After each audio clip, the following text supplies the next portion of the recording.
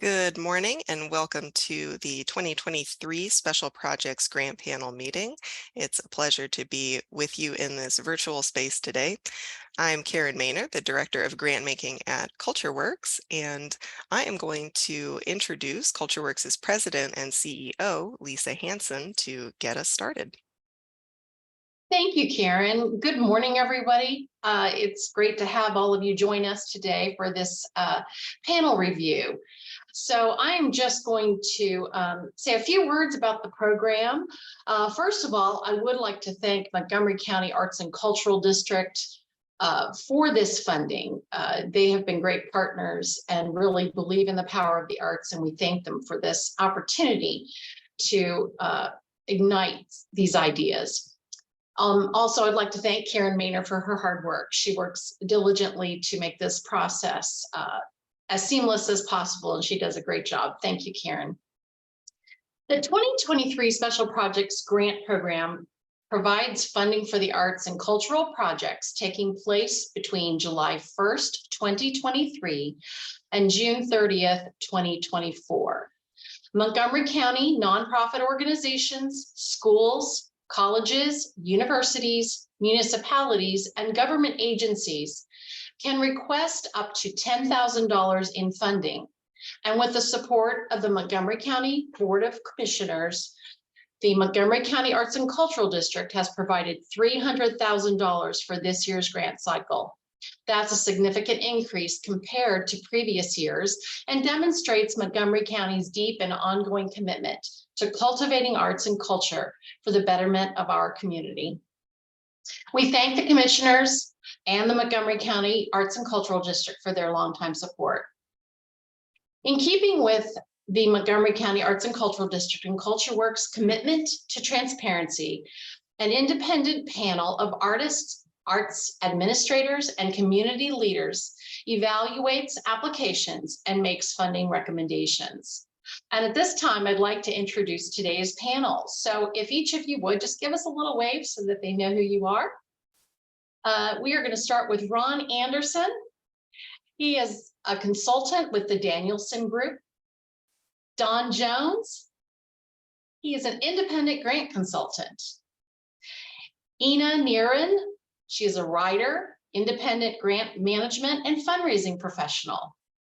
And Ariel Walker, Grants and Research Officer at the Dayton Art Institute. And at this time, I'd like to introduce today's panel chair, Sherry Sword. She is the immediate past chair of CultureWorks Board of Trustees, Vice President of Communications and Executive Director of Women in Business Networking, Better Business Bureau of the Dayton and Miami Valley region. Thank you, Sherry, for joining us today and for serving as the panel chair. And I'd like to hand that off to you now for a few words. Sounds great. I am glad to be here and happy to see everyone this morning. So I'm just going to go over some guidelines for the morning, and then we're going to dive right in. Today's panel, we are going to discuss the cultural, multi-arts, and literary performing arts project categories.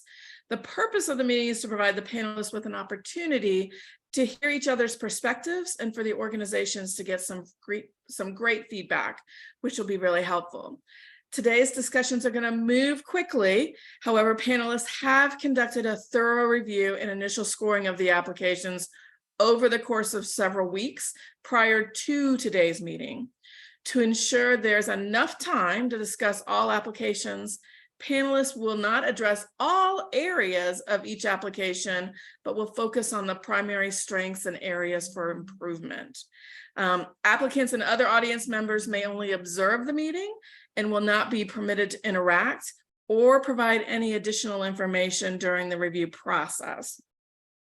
Prior to the panel meeting, panelists were asked to identify any conflict of interest, and those that have one won't score or share in the discussion of those applications.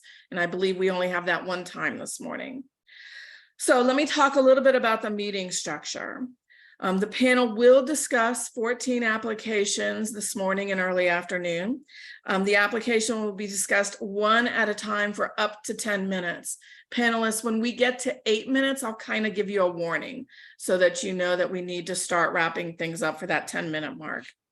At the beginning of each discussion, panelists who have declared a conflict of interest will be moved into a waiting room, thanks to Karen. And then when that discussion is over, they'll come back to the group. I will call on a primary reviewer to start discussions and present those strengths and areas for improvement. Once that primary reviewer is done, I will open the floor to other panelists to add their comments and feedback. There will be 2 short breaks during the public session. Panelists can use these to adjust their scores, stretch their legs, make additional notes, and then we'll come back together again.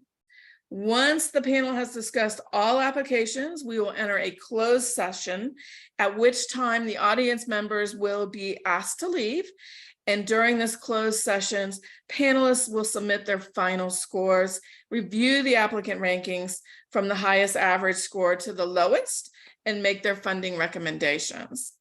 Panelists can choose to award the applicants the full amount they requested or partial funding. In 2023, as Lisa mentioned, a total of $300,000 is available through the Special Projects Grant Program, which is exciting. This funding has been divided between today's panel and Thursday's panel. The portion of the funding for each panel has available to the award is determined by the total amount of funding requested by each panel's respective applicant pool. And as such, today's panel will have $159,000 of the total $300,000 award. It's pretty exciting. The closed session is scheduled to last from 11:50 to 2. Around 2, we will reopen the virtual meeting to the public to allow applicants to see the panel's funding recommendations. Attendees can use the same meeting link they received by email to re-enter the meeting. If you try to come back into the meeting before it has been reopened, you will have an automated message from Zoom that says waiting for the host. And Karen will let you in as soon as it's ready to be reopened. Shortly after the meeting, the applicants will receive an email notifying them of whether or not the panel has recommended them for funding. The grant panel's funding recommendations are subject to final review and approval by the Montgomery County Arts and Cultural District Board.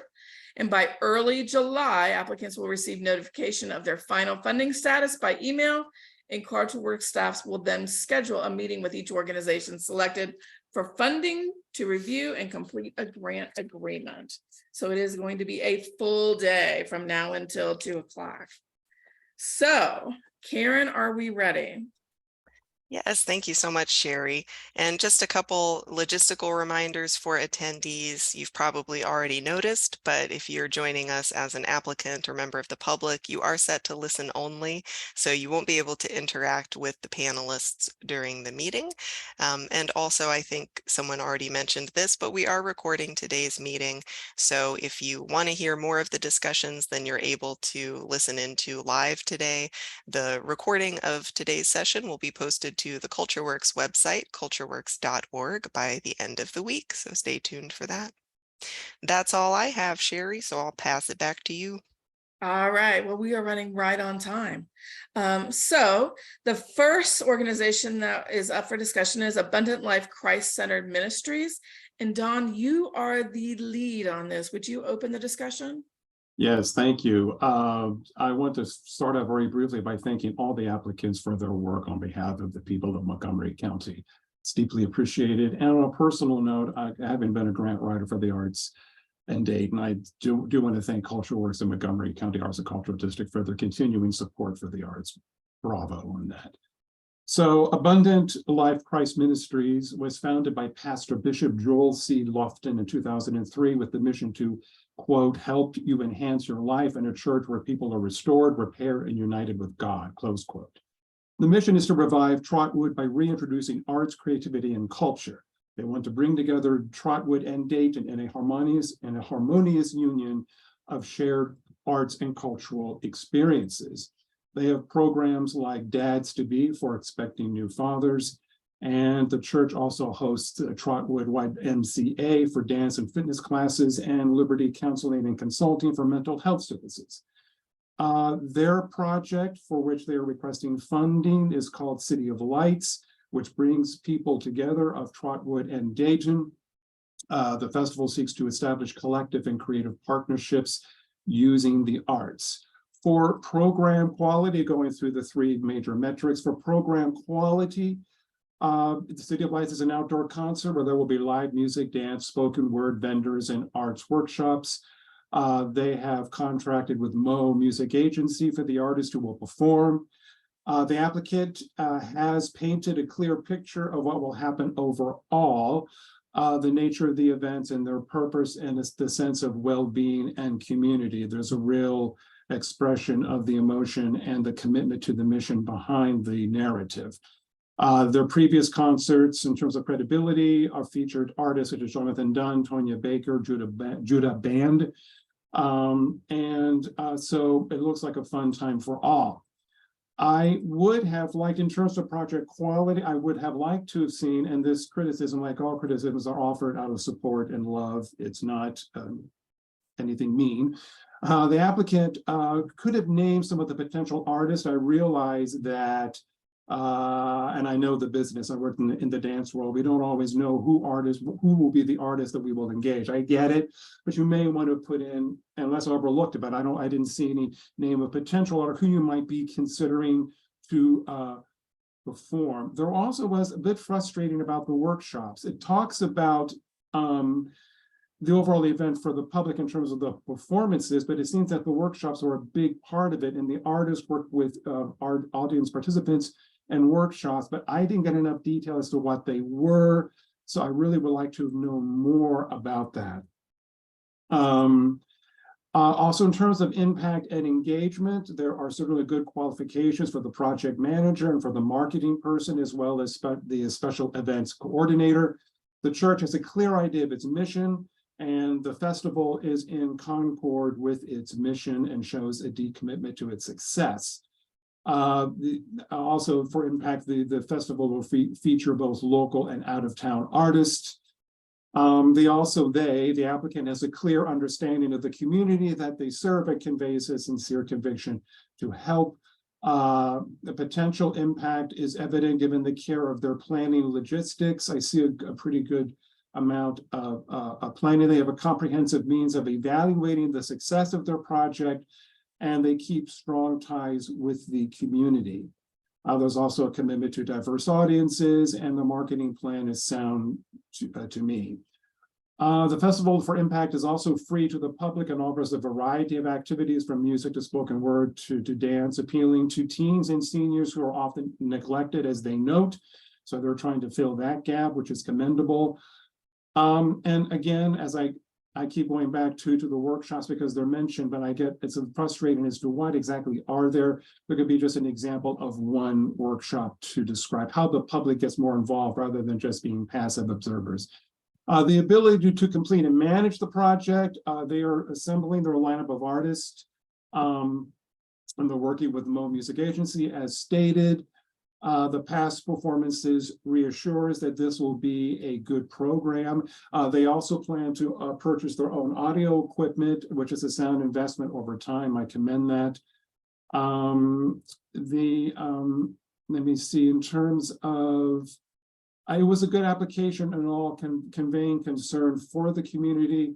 The staff are committed. Again, there were no proposed artists, at least there could have been one. And again, the description of the workshops would have been welcomed. Also, and this may be me, the links to the work samples didn't work, but maybe I should try it again. That may be on my end. If so, my apologies, but I could not hook into the work samples. That's all. Thank you. Great. Thank you, Don, and great running through the three criteria. I now open up to the other panelists.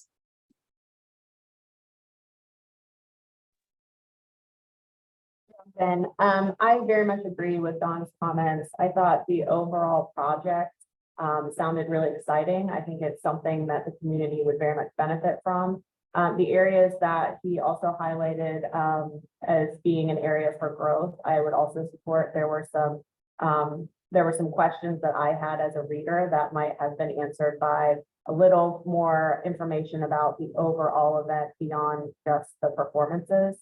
My last comment would also be that the evaluation materials that were suggested in the narrative section didn't exactly align with the quality of the evaluation materials presented as an example. So I would recommend in the future, if you have an already prepared evaluation tool, that you utilize that one in the application, because the one that was submitted mostly requested like demographic information, and that to me was not an evaluated tool. So, but other than that, I'm excited about this project, and it sounds like something that would be of great benefit. Great. We have 4 more minutes. Ron or Ina, do you have anything to add? Yeah, I share the same concern that I read through it several times, and I would like to be able to know enough about what's being performed, whether I would want to go or not. And I was really looking for details about the genre of music or dance, whether whether it was popular or whether classical. And I saw, previous artists, I didn't know any of them. I could have done some research, but I really couldn't tell. And so it was hard for me to judge the impact on the community, not knowing, if it would have an impact on me, what I was going to hear when if I were to go. And so I share that it would have been nice to have more detail, a sample like.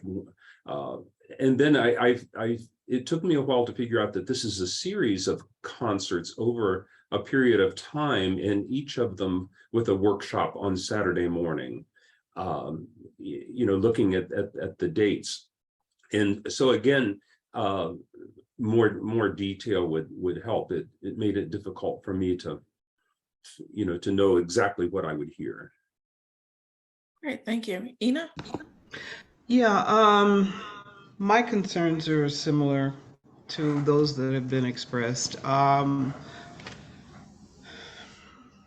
In doing events, one of the things that is most difficult to maintain is momentum. And I am concerned that over a period of extended time, like they're choosing to do, I would like to see more in the area of marketing and how they intend to maintain that momentum, and whether or not they intend to reach out to more of the community at large, or whether or not they intend to draw most of their attendees from the active members of the church. So that would be something that I would be interested in knowing. Great. Anybody have anything else to add? All right, well, we have about a minute left for you to take a look at your comments, your notes, make any changes you want, and then we will move on to Bach Society in about a minute.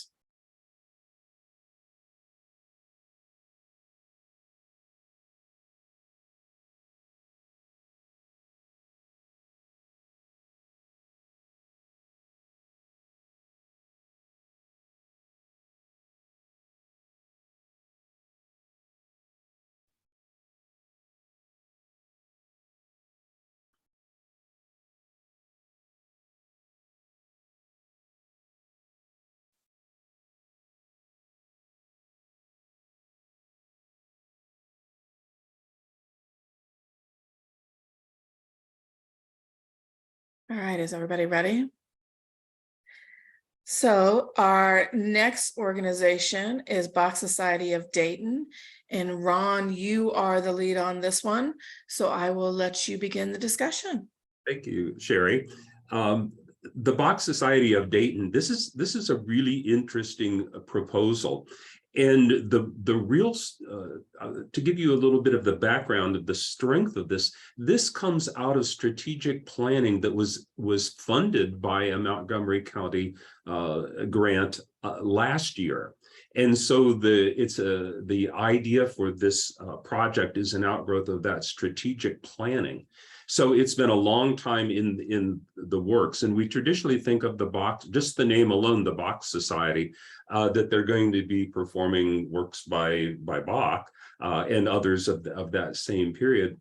And out of the strategic planning, the Bach Society realized that they were not reaching the diversity that makes up our community that we live in, and so the group, led by their brand new director, Dr. David Crean, I think he's been with the group now about a year. They're planning to commission a new work, a new composition that's going to be along the theme of the Silk Road. And I have to admit that my world history is lacking here. But those countries, ranging from Turkey in the Near East to Bali in the Far East. And so this is definitely a new venture, but not a venture that just someone, it came out of the blue. This is rooted in months and months of strategic planning and thought and input from different members of the community, advisors. And it is specific in that they have already named the composer, Turkish composer, performer by the name of Latif Bolat. And the instrument that this composer plays also is a baglama, which is, I guess, like a lute. And so the impact on the community, definitely, it's going to be able to reach parts of the community that I don't think any other groups have reached out to. And so this is going to be an outreach, to reach new audiences. The Bach Society already has a strong audience. Their concerts are well attended. It's always a full house. But when you attend and you don't see the diversity, and I applaud them for reaching out in this way.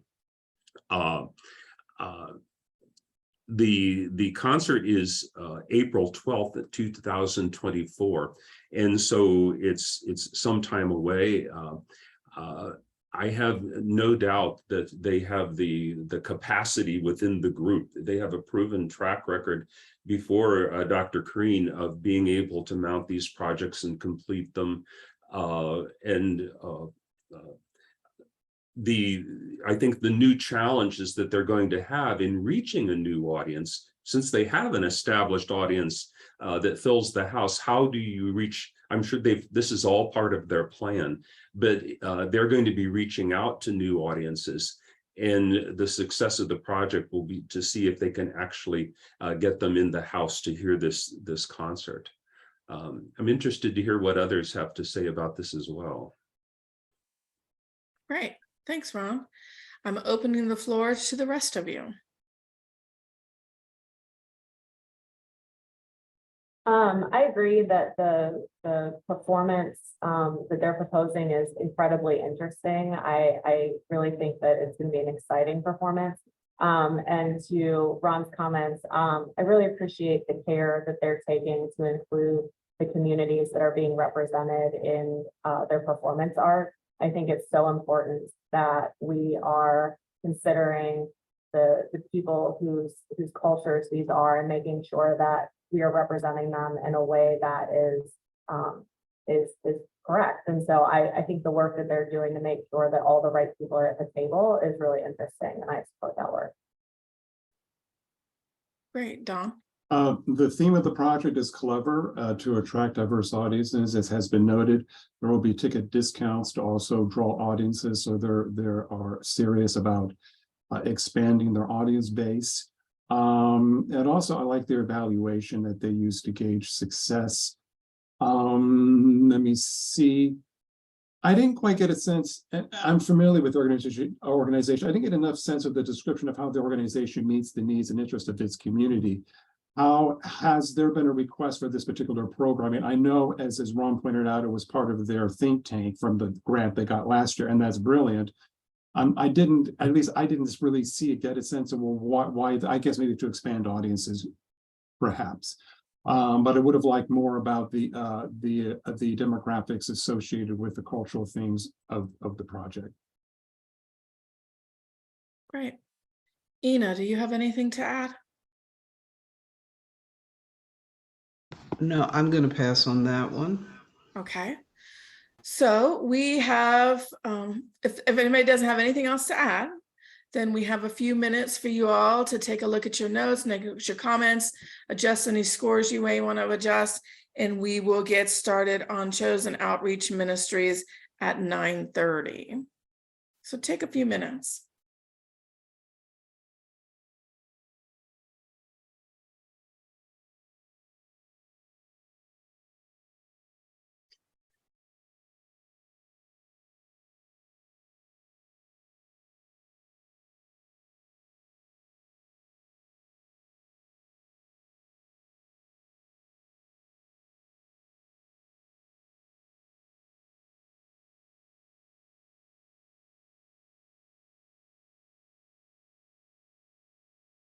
Everybody's able to get back into the database and make their changes.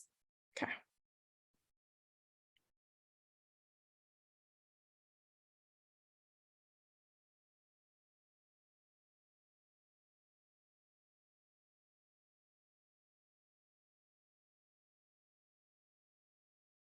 Karen, we do not want to start before 9:30, correct? Because in case they're logging into here, right?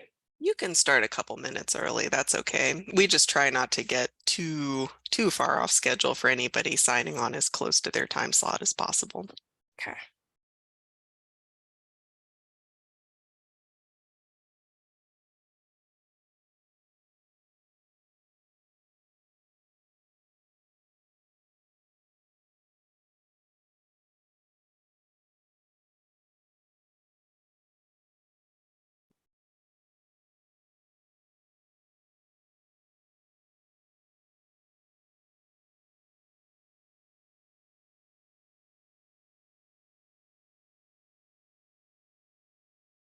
We'll give it about 30 seconds to a minute.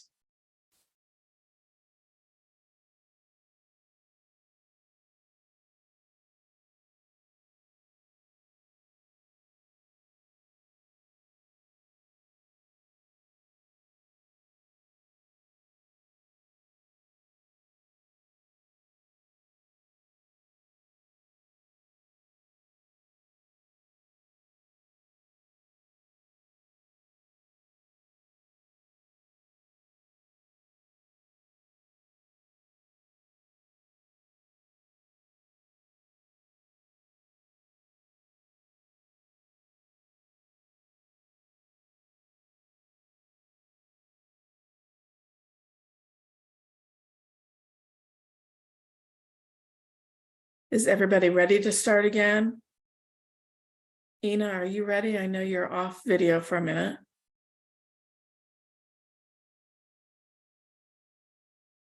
We'll give her a couple minutes more, or a minute more.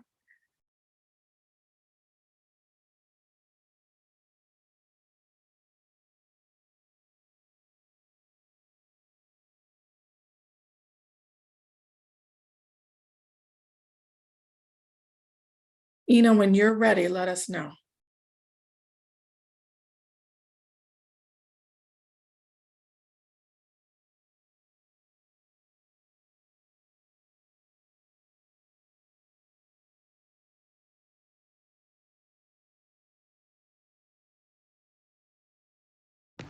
Yeah, I'm ready to move forward. All right, thank you. So our next organization is Chosen Outreach Ministries. And Ariel, you are the lead on this one, so I will have you open up the discussion. Let me find my notes. Okay, Chosen Outreach Ministries, their project is called Bring Back the Neighborhood. Chosen Outreach Ministries was founded in 2017 to help women and children who are going through domestic violence. The organization became a 501c3 in 2021, which is really exciting. That's a huge amount of work, and I really want to commend them for going through that process and achieving nonprofit status. The impact of this project, I think, could be significant. Their project proposes to hire 3 to 5 artists to teach approximately 120 children different types of art projects. The program is going to primarily serve children who are ages 5 to 12 in Trotwood, Clayton, and Dayton. I really like that at the end of the summer, the students will have an opportunity to participate in an exhibition of their projects. The projects are going to cover a number of different mediums and a number of different artistic processes. And I think it's so important that family and community are allowed to participate in the exhibition of their work. That's such an inclusive process for especially children to receive that positive impact from the community as they look at their work. This project will use surveys and attendance to measure success, which is really important for a new program like this. This section to me was a little bit hesitant. The application states that performance measures will be determined more specifically after the pilot. To me, that seems a little backwards, especially in a pilot. That first year metrics and information is so important to making decisions moving forward. So I would really encourage this group to establish really strong measurements at the beginning of their project so that they can ensure success moving forward into the future. The project requests $10,000 to support a $10,000 project. Funds will be used to purchase art supplies and to fund the hiring of the art instructors. I found the budget to be a little bit confusing as it relates to the programming. Similar to some of the other project proposals, this is part of a bigger project and both parts were not quite equally explained. The proposed classes would take place for 4 hours a week for 32 weeks. The artistic portion accounted for 36 hours of the summer session, and that part was clear.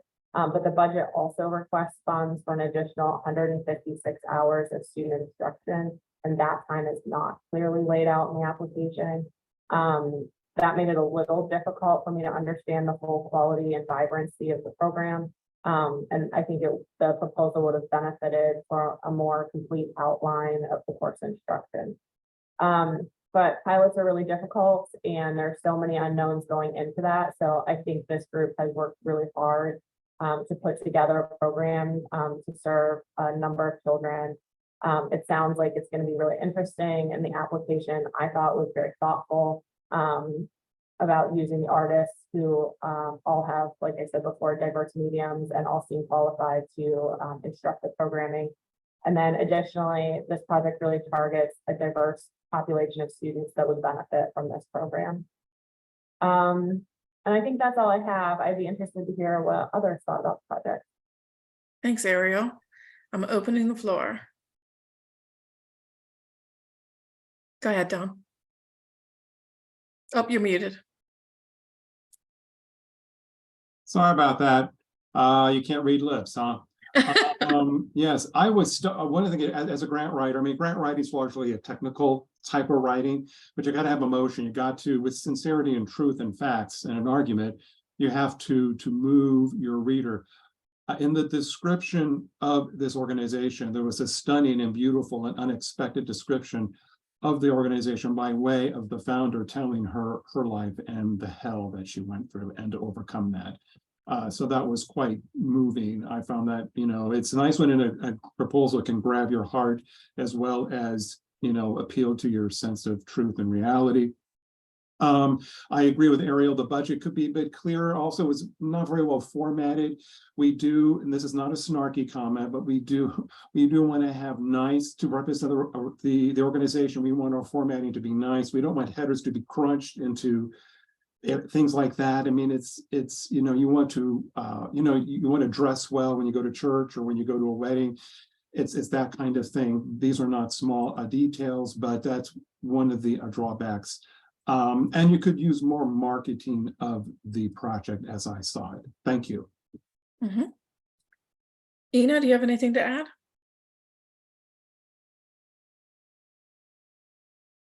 How about you, Ron?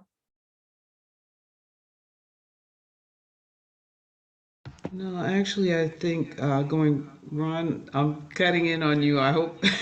Fine, go ahead. No, I believe that you captured all of the items that would help to improve this. And yes, I was very impressed by the experience that the leader of this organization went through and her attempt to help others. And I think it's really important to be able to support organizations like this. But yes, there is a need from the standpoint of grant writing. There is a need to have more data points and information that backs up comments that are being made. And I think that could be possibly helped by having someone in a professional capacity who can assist them. But other than that, I would hope that this would be a successful project for them. Great, thank you. I agree with all of the comments that have been made. I know I'm familiar with some of the teachers in the program, so I think that the staff, the teachers who are going to be teaching the children are very well qualified. What is hard to come through in a proposal like this, if you've ever looked at the artwork created by students from these kinds of backgrounds, it is just the impact, it just hits you with an emotional jolt. What the students express in their artwork and how these teachers are able to get the students to express their feelings, things they might not say, that show up in their artwork. It's hard to put that into words, but if you've ever seen anything like that, it's the value of it, the impact on these students. So I think it's a very, very strong proposal. Anybody have anything else to add? All right, then if you will take a couple minutes to do your thing, we will get started here again about 9:39, 9:40.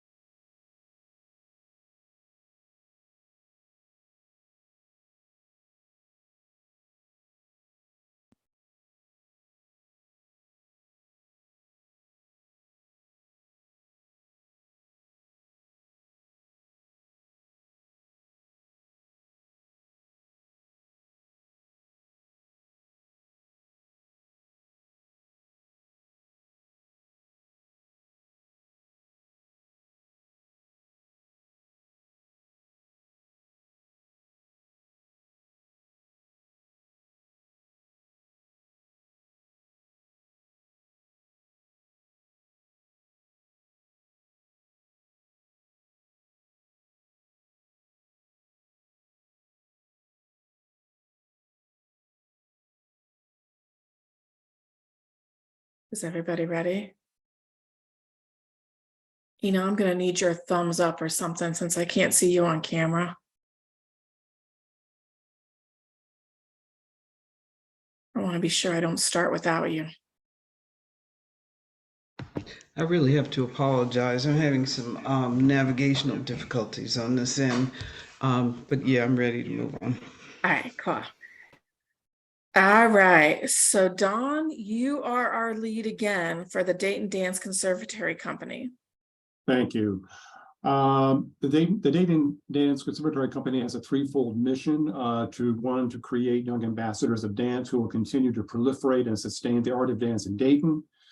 2, to cultivate young, aspiring professional dancers, and instill the value of the performing arts within the community. And 3, to identify and participate in various community outreach activities to better the community we live in.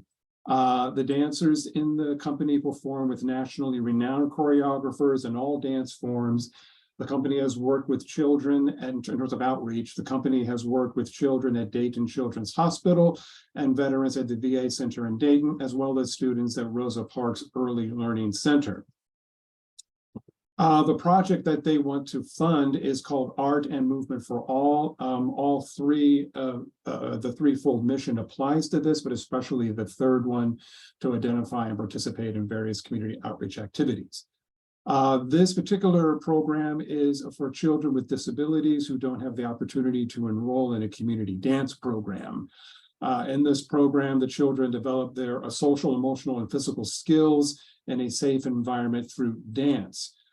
Each participant in the program is matched with a neurotypical peer who is a dancer at the company, and that dancer is selected to be a peer. Not just anyone can be a peer or a mentor to the participant. The company's program has worked with 6 to 12-year-olds and those over 13, and they want to add a third cohort for those over 21 years of age.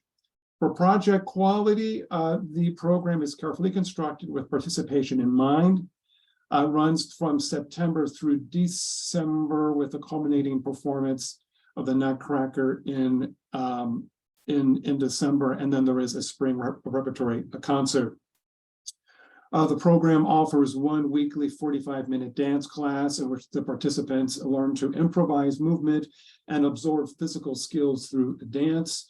The narrative says, quote, "Our program will aim to improve focus, listening skills, discipline, and social abilities, physicality, and ultimately self-confidence that leads to success in school and opens more opportunities later in life.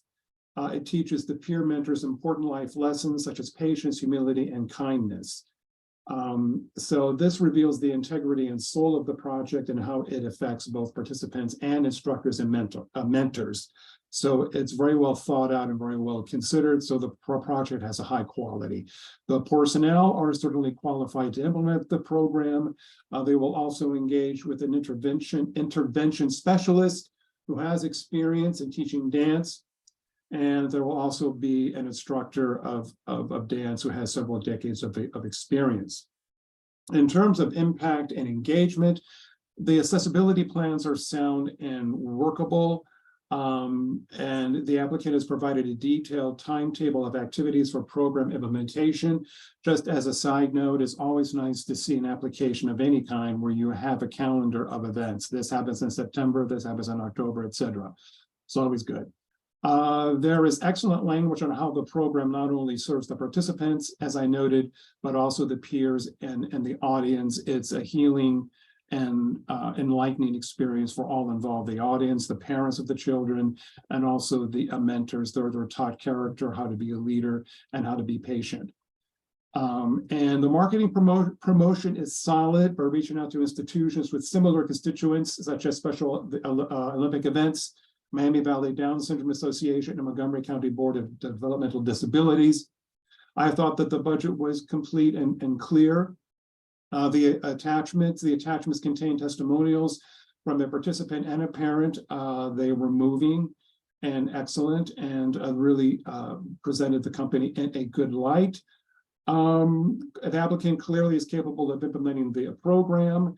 The application was pretty comprehensive and clear. The promotional testimonial materials truly captured the mood and the mission of the company and its project, and artistic merit is clearly demonstrated in narrative and samples. That's all. Thank you. Great. I open the floor.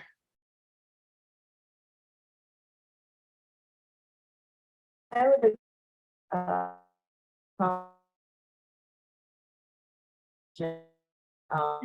Is Ariel breaking up for anybody else but me? Yes, she's breaking up. Ariel, we're going to come back to you, so hopefully your technology will come back together. Ina, how about you? Will you start us off? Okay. I found that project was very, very interesting, and I think you did an excellent job of describing the narrative of what they're attempting to accomplish. And I'm in agreement with all of the comments that you made. Okay. Ariel, is your connection better?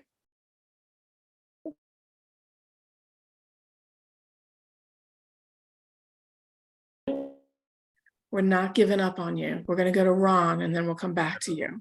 Yeah, well, we're waiting on Ariel to get connected back in again. This is such an underserved population. And the opportunity for them to participate in a dance program. I'm real familiar with what they do in schools, and there just isn't a lot in the schools culturally, artistically, dance, movement-wise. It's classroom oriented for this group of children, and for them to have an opportunity to experience the arts. I think it's wonderful. And I think they're reaching out to an underserved population, not just students with disabilities, but those who may not have the financial means to participate in this. And so I think it's just a really wonderful outreach program, for this community of students, and a need that's not being met as much as the public schools are doing for this population. Here's something in the community for them to participate in. Great, thanks, Ron. All right, Ariel. Hear me? I can hear you, yes. Okay. I comment. I love a little bit neurotypical. Ariel, I am sorry, but you are still breaking up. Is it just me? Y'all are just breaking up for you too. Unfortunately, I'm sorry, no. Ariel, I'm gonna suggest this, and Karen, correct me if I'm wrong. Try going out and coming back in.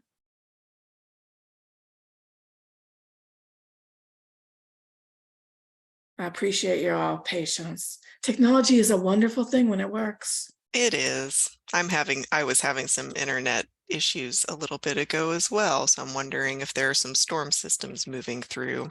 That could be very well. Thank you all for your patience.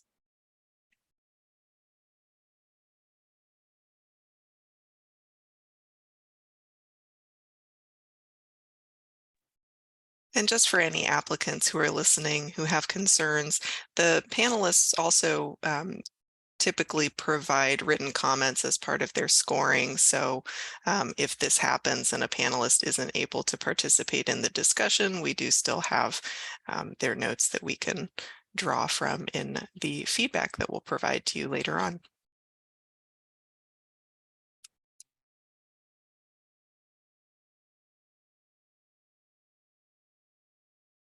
Has she been able to come back in, Karen?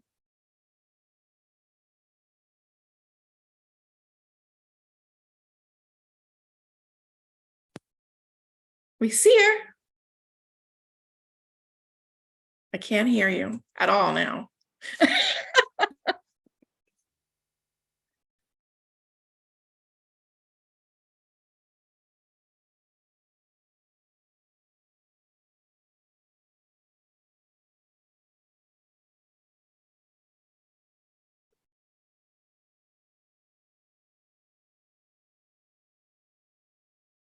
If you all want to take your notes and your comments while we're waiting, because we'll go ahead and roll right into the next one here as soon as she comes back on.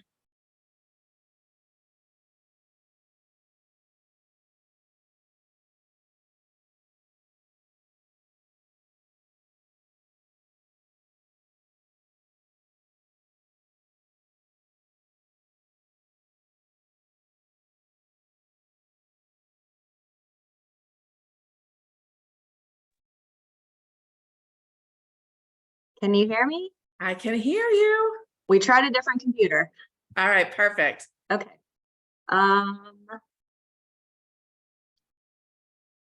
I can't find all my stuff now. Okay, so my only comments were that I really enjoyed in the application that they use neurotypical dancers to help support the students who are in the program. I just think that's such a great experience for the students on both sides to really learn about working with people who are different from them and really working through how to be successful in different spaces. And so that part of the application I thought was really strong.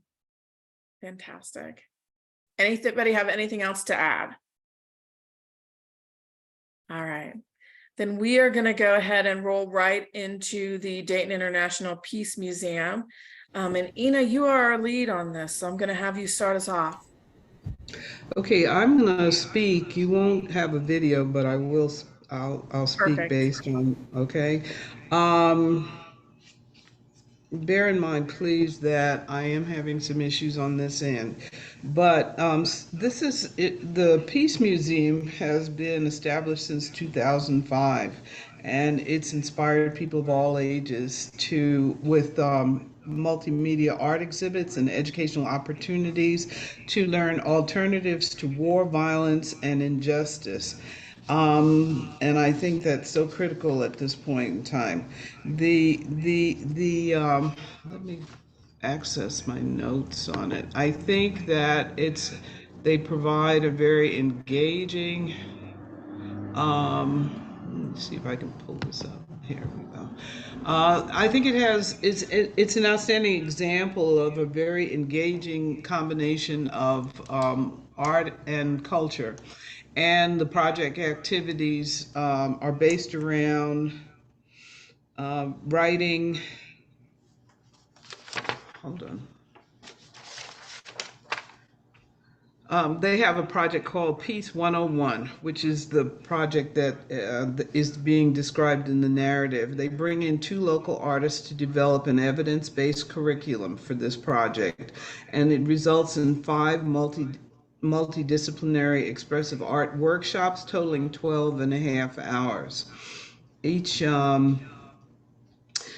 Peace 101's evidence-based curriculum challenges students to learn about themselves and the benefits of pragmatism and psychological flexibility. They focus quite a bit on developing and learning sensitivity to empathy, which in turn rolls over and becomes exhibited in form of being willing to take a stand for peace and work out problems. The workshops include items like navigating good and bad friendships, the kindness of strangers, coming of age, masks that we live in, finding hope, and picking up pieces. So I think those are all very relevant topics that are very clearly defined in the project quality and artistic vibrancy. The project goals are very specific, very realistic, and they are developed in direct response to the specific community of students that they're addressing. The project reaches a significant number of students in a very deep and meaningful way because it goes past the surface and does deal with attitudes and cultural learning that has previously been formed. There's a proactive plan in it to encourage participation amongst diverse audiences. It does take place in a local museum setting, therefore offering lower access pricing for students that currently have limited cultural resources. And it is flexible when needed by and willing to build in components relevant to the community that the schools are the schools that are attending. The promotional plan is creative and thorough and will strongly engage the target audience. I think that it has a highly qualified project manager with experience relevant to the project. The key project personnel have been confirmed and their roles are very clearly defined. I believe that this application is exceptional in meeting the expectations that are required at this point in time. And I thoroughly enjoyed reading this application. I found it to be very informative, even down to their timetable, which was broken down in a very easy manner to read. They addressed dealing with COVID-19. They gave some thorough background on the personnel. They listed some of the student pre and post survey verbal responses. So I felt, and their budget, see, I addressed that, was very easy to read and broken down. Their breakout budget was easy to read. and it did align well with the budget for the requested funds that they had. So I was very impressed by this application.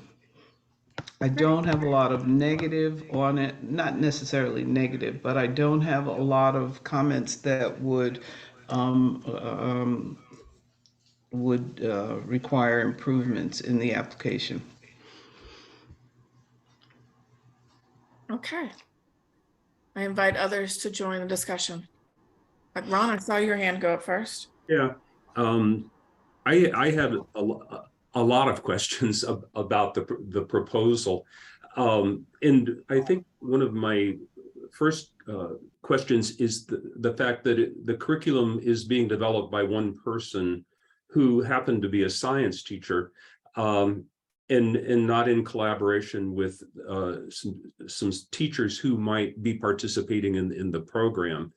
I've worked with schools, 35, 40 years, here locally and in fact, all over the world. And I know that teachers like to be included in writing the curriculum. I would have liked to have seen letters of support from principals, because one of the hardest things to do, I know all of the organizations that want to involve students, to get a principal to release money for a school bus. I would have liked to have seen money in the budget for transportation, so that it would chip away at that argument. The principal said, well, we're limited on the number of field trips we can take.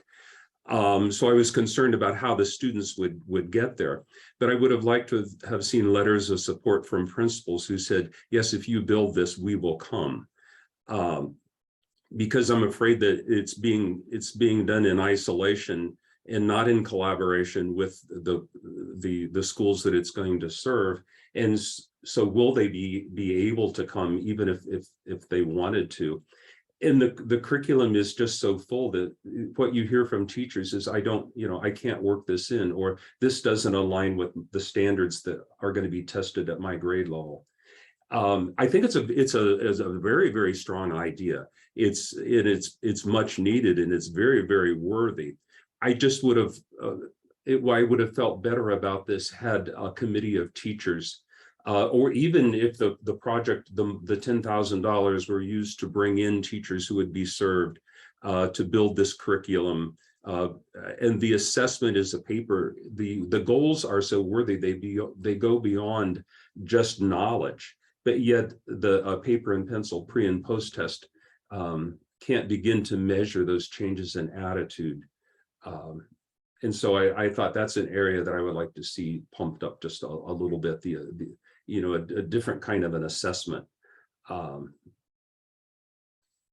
So those are my concerns. Great. Don, Ariel?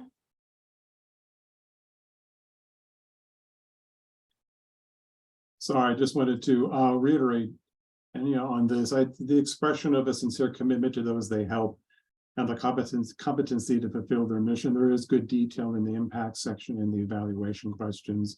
And of course, as was commented, the schedule of activities was well laid out. Please keep up the good work of providing details and metrics to your narrative. Thank you. Ariel, how about you? The only thing that I would add is, they really talked about trying to expand their current programming to new audiences.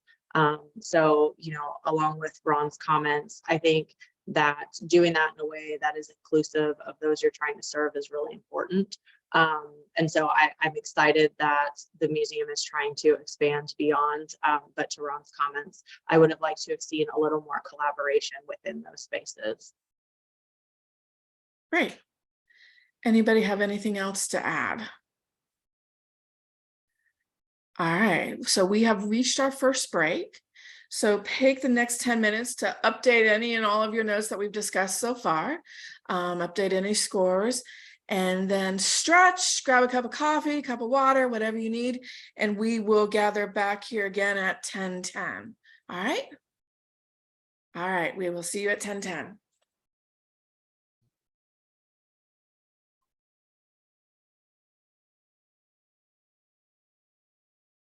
Ariel, are you back?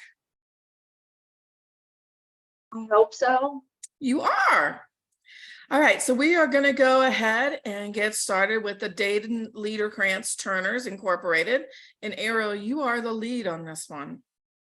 And forgive me because I'm now working on 3 devices, so I can't look at this camera and my notes at the same time, so bear with me. This application is for the Dayton Liederkranz-Turners Incorporated for their German Fest picnic. While Dayton Liederkranz-Turners was actually dates back to 1888 in Dayton, the German Fest picnic is celebrating its 40th year this year.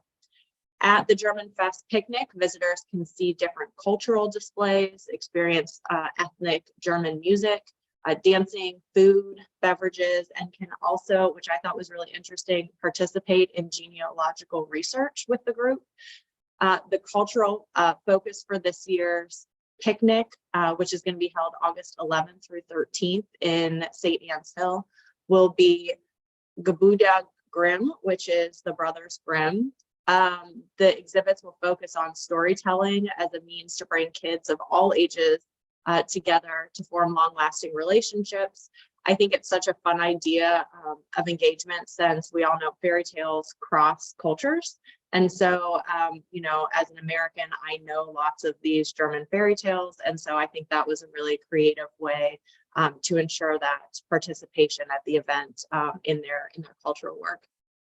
The project scope for this project is impressive.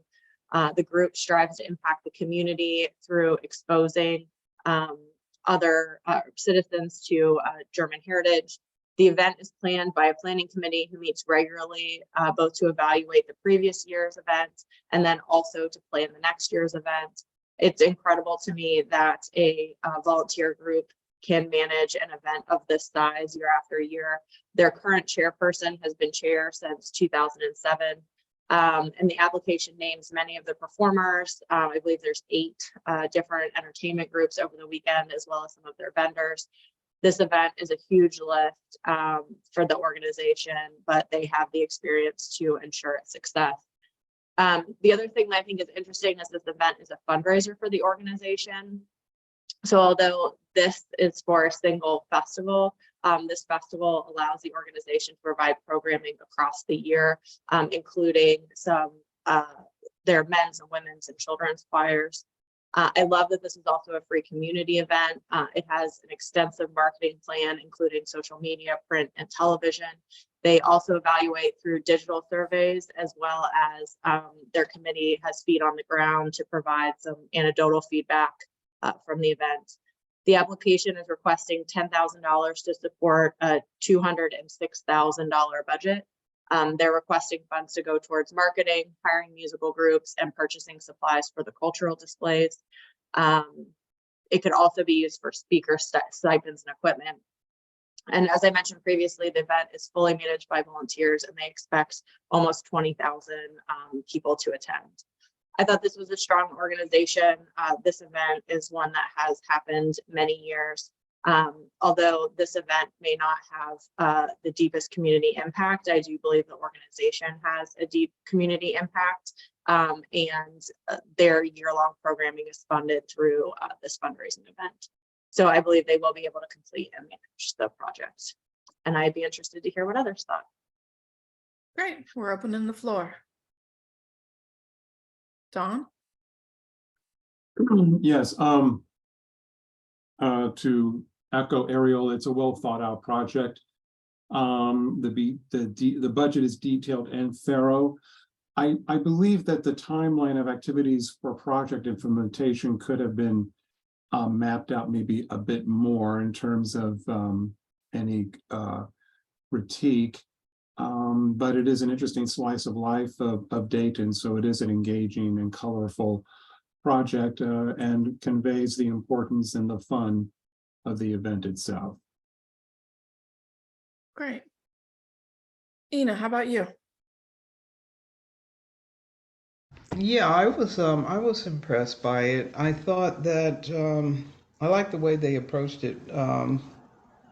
It's fun, but at the same time, it's informative.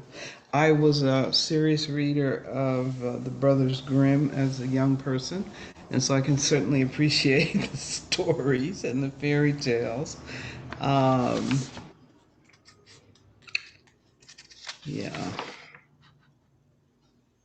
I think that they covered quite a few bases, and the lead up to the educational activities was definitely a part of it. Many times,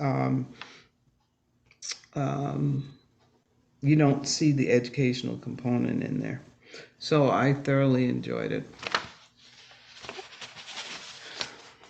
Ron. Yeah, I appreciated the fact that they clearly delineated how the money was going to be spent for the educational parts of what's going on with the German festival, so that the grant money was for that specific purpose and not some of the other goals of that. I think it's a wonderful event.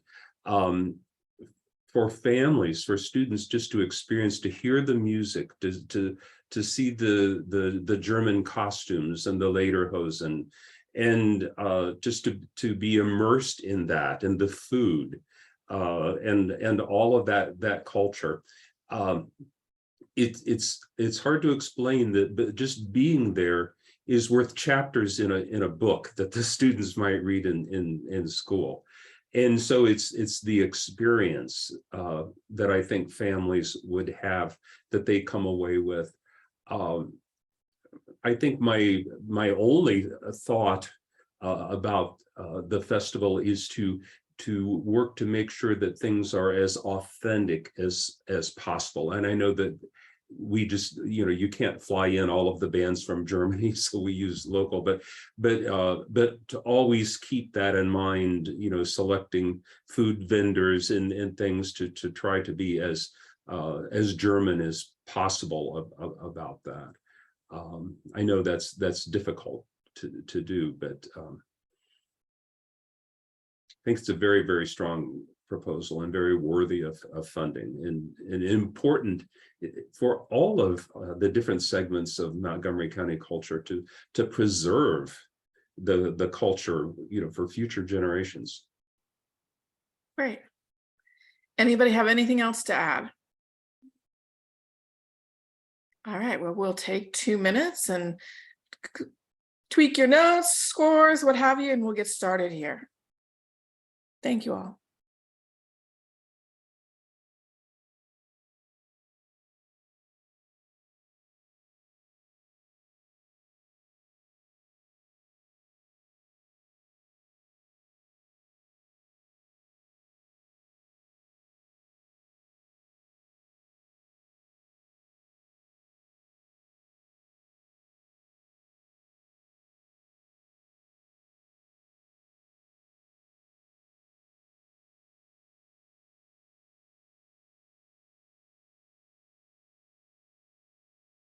I've become quite the clock watcher. I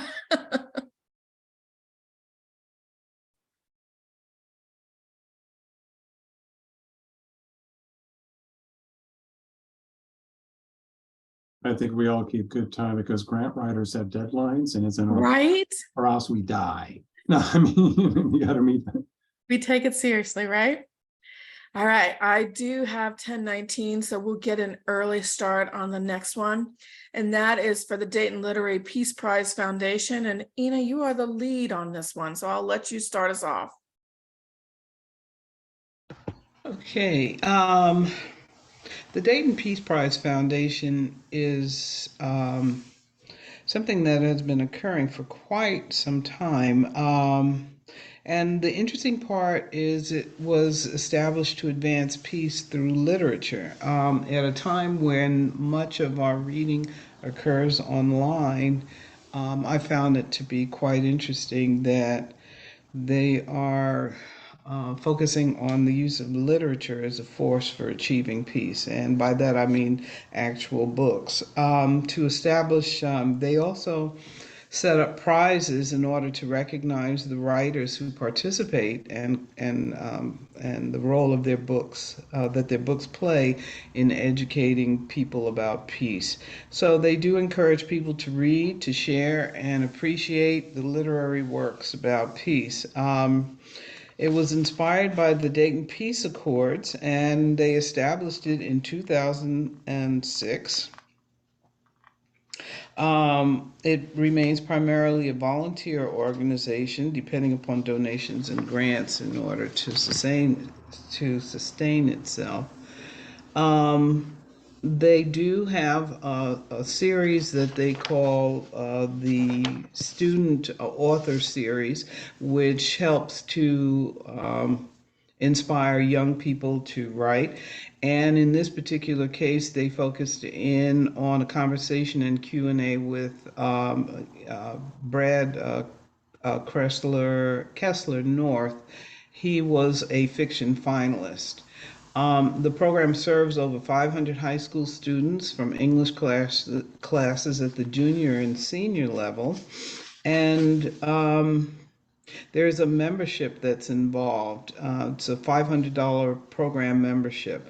The schools that have the opportunity to partner with them are allowed to have the featured author in the program attend the school, and they also provide the class with a set of 25 books, which are composed of stories that are written by finalists. I thought that the project was a good example of engaging art and cultural programming. I thought it was very interactive, that it would actively advance the promotion of peace and thoughtful understanding of personal peace process in both youth and adults who are exposed to its principles, and that I read that they did have commitments from the participants. That would be Brad Kessler. The individuals making creative decisions are leaders in their fields, having read their resumes, and the personnel roles are very clearly defined. I think that Brad's story as an author has evolved out of his actual experience, and it's particularly soul-stirring and enlightening to connect the relationship of this type of literature written by an individual to peace and peace to empathy again.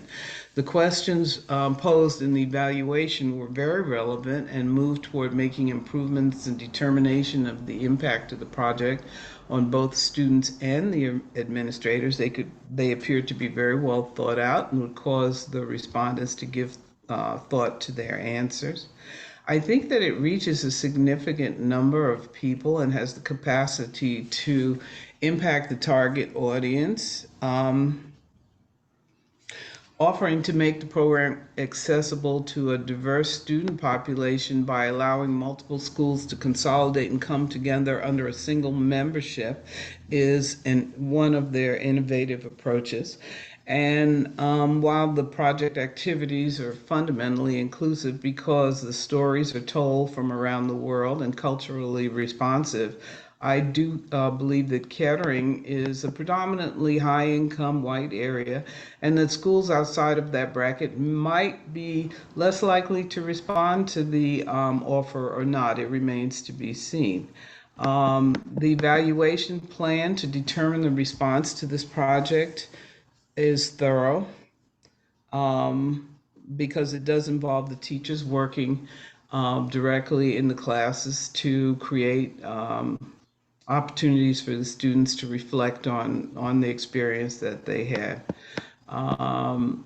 They have a very comprehensive plan for the implementation. Specific plans are laid out to cover COVID-19 protection. Funding reduction plans are designed to create continuity of the project as opposed to discontinuing it. And I think that excellence was displayed in all elements of the application. Okay. Opening the floor. Go ahead, Ariel. I also thought this was a strong application. This is an organization that has worked in the community for many years, and they have clearly outlined a method that is successful for them, and I think it was communicated very clearly. Okay. Dawn? And the project description was not too clear on, it talked about the author, then Brian Kessler, and then the book North. I didn't, in terms of I had to read it several times to see who was doing what, but that's one a quibble, because the personnel display qualifications and it does have good detail. Let me see, is a good deal of planning between the organization, the schools, the teachers, and the author, and it makes for a layered preparation for the students, and the budget was also complete and detailed. Thank you. Mm-hmm. And Ron? Yeah, if I were able to like counsel this group before they submitted the proposal, I would say go ahead and ask for the full 10,000, because they only asked for $9,000, and some of the budget items I thought weren't enough. And I'm not exactly sure, but they budgeted, it says the $1,221 in supplies reflects the total estimated cost to provide books to the participating schools. I know they're getting classroom sets of 25 books, and I wasn't exactly sure where if that money's coming from membership or this was additional, but books are expensive for anyone who's bought a book lately. And so I wish that they had asked for the full 10,000. It's such a worthy project. I agree with Ina that the outreach to the schools who might be farther away from Kettering, or maybe to alternate the sites from year to year, to be a little bit more equitable around the region, would be a good idea. Great. Any additional comments? All right, we'll take a couple minutes to tweak our notes and comments and scores.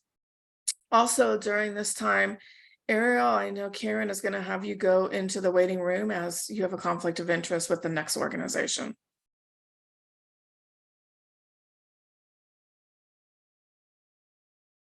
Am I right? I feel like y'all are giving me a funny look. Who's the next organization? Downtown Dayton Partnership. Oh, yes, Yep. I'm sorry. That's all right. You're good. I missed them on my list of alphabetical order. Gotcha. We'll see you in a few.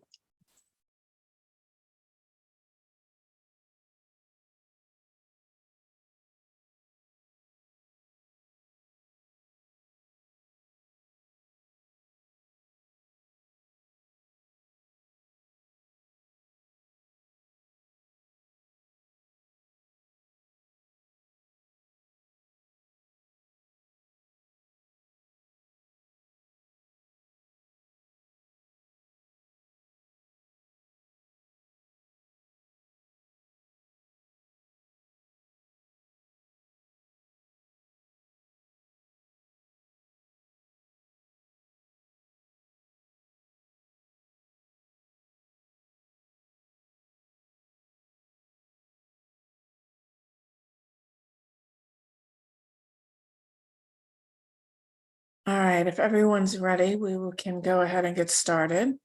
As I mentioned, our next group is Downtown Dayton Partnership, and I don't know about the rest of you. I feel the morning is flying by, so it's been some great discussion. So Dawn, I have you down as the lead for this one, so I will have you open us up. Very good. The Downtown Dayton Partnership was founded in 1992 and is dedicated to making downtown Dayton a better place to live, work, and visit. The company works with downtown property owners, businesses, and residents, and provides them strategic planning, business development, and marketing services to grow and strengthen downtown Dayton. Their programs include the famous Urban Nights, held twice a year, as well as First Friday and The Square is Where. The programs provide cultural activities held downtown that involve artists as well as residents and business owners. The project for which they are requesting funding is called Art in the City. It is an annual event that showcases visual and performing arts organizations downtown. In terms of project quality, I was impressed overall by this application. And one of the elements of project quality is they have a robust partnership with a lot of organizations, including Culture Works, Contemporary Dayton, Dayton Live, DPAA, DAI, K-12, Human Race Theater, Livid Pavilion, and Dayton Arcade, and many amateur artists. They plan to use the funding to pay the stipend for over 300 artists. That is commendable. So the Art in the City is popular, drawing thousands to downtown. The activities include dance groups, music performances, photography, painting, make and take crafts, chalk art, artistic tutorials, interactive art, and other projects. The idea is not only to get the public involved in the life of downtown Dayton, but also the artists and business owners who work together to see how they can help one another. So there's a real sense of community being activated with this program. And also in terms of project quality, the bios of the personnel demonstrate competency and the ability to carry out the program. And of course, the company and this program have a history. Impact and engagement, I was impressed, there are 2 planning committees. One of them has representatives from Culture Works and all the other institutions I named. The second committee works more with the nuts and bolts of the program. So this is a carefully layered structure of supervision and implementation that lays a solid groundwork for program success. There's also a larger meeting with artists and arts organizations. So I get a sense that this organization really knows how to network and to have various balls juggling in the air without letting any of them drop. I appreciate the applicant's admission in the evaluation. Having worked in the arts as a grant writer for longer than I can remember, evaluation of the arts is a very difficult thing to gauge sometimes. And I love their quote, measurement event goals are sometimes hard to define, but success would come in the form of good attendance, a high number of participating artists, engaging non-arts businesses to host the art, public preparation and interactive activities, the votes in the juried art show, or an artist selling a piece of work. Additional measurements would be seeing an uptick in web page hits, ticket sales, season subscriptions, and or increased sales at our downtown establishments on event day, close quote. Excellent summation. I love the honesty. It's hard to gauge the arts, but that was done very well. For impact, Arts in the City uses non-artist venues, so unconventional venues in order to display a visual art or a performing art, making the downtown area one big performing arts and exhibit stage. Care is taken to detail how business owners benefit from the program, and the public obviously benefits as well. The applicant captures the spirit of community and the mutual benefit of all involved. For the ability to complete and manage the project, again, it invites businesses to participate in marketing. They use the marketing platforms of their partners, which is quite extensive. They exhibit a lot of planning. As I said before, their project is realistic and well presented. All in all, this was an outstanding application and project. It is always enjoyable to read a proposal that is clear and to the point, providing facts and figures while keeping its finger on the emotions of the reader. Good job. Great. Ina, will you further the discussion?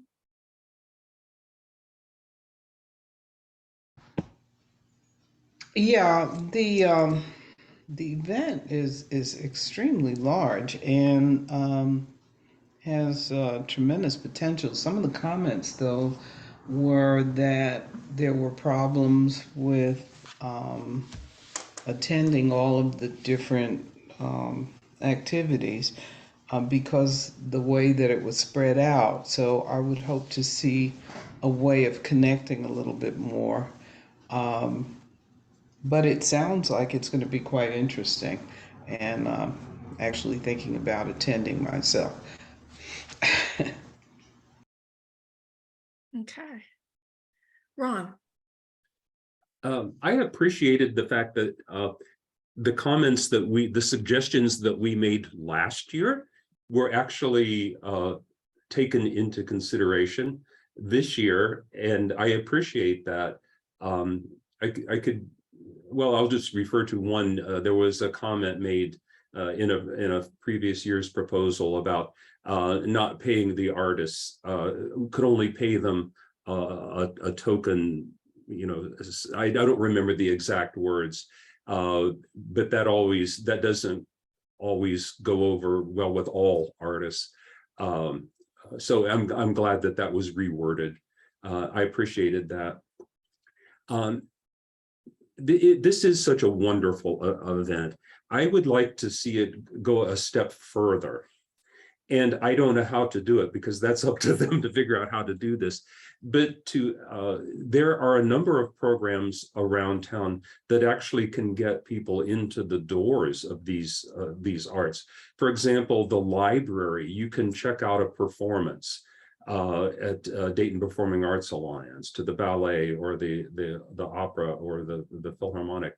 There are $5 tickets now for DPAA, and I'm just wondering, and I'm familiar with those, but I'm sure there are other access points around town, around Montgomery County, that can get people in to these venues and these exhibits. And if there would be a way to, this really exposes everyone to what we have downtown. This is wonderful. I mean, other towns could not do this. They don't have what we have.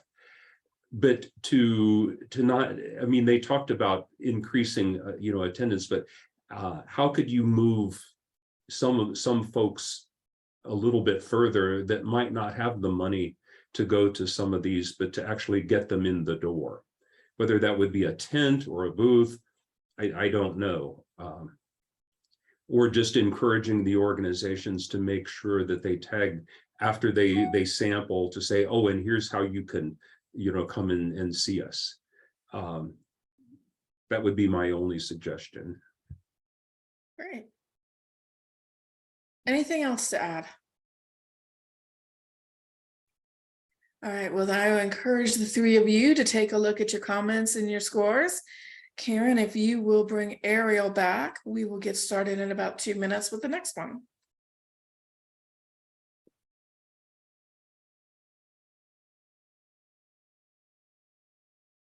Welcome back, Ariel. We're going to get started in about 2 minutes.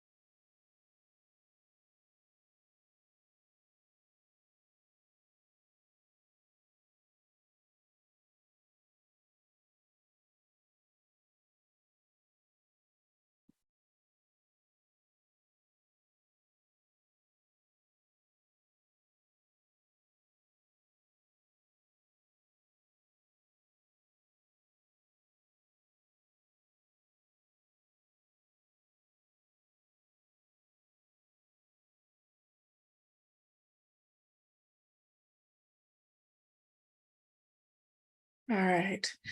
So our next organization for discussion is Jewish Federation of Greater Dayton. Ron, you are the lead on this one, so I'll let you start the discussion. I am the lead on this one. This is the Jewish Federation of Dayton Film Festival, and this is an event that has been going on for a number of years. I'm not exactly sure how many years, but as you could imagine, with COVID for the last a couple of years, a few years, that has sort of put a damper on their ability to do this project. So I think this is the first year that it will really be back full strength again. What they're doing is they're selecting films to be shown to groups of people. In fact, there's a committee of 24 screeners who are going to look at as many as 50 films. I don't know if I don't think they're each going to watch all 50, but collectively 50 films. And they're going to select 9 to 11 films to be shown. And to speak to the outreach on how they intend to get this to the community, you would expect that they would be showing these films like at the Neon Theater, or maybe in Yellow Springs at the Little Art Theater. But I was reading in the proposal that they showed films at the Dixie Drive-Through movie, and I thought, okay, this is the extent that they are going to reach audiences around Montgomery County. They talk about the educate, to educate, to entertain. I think that they're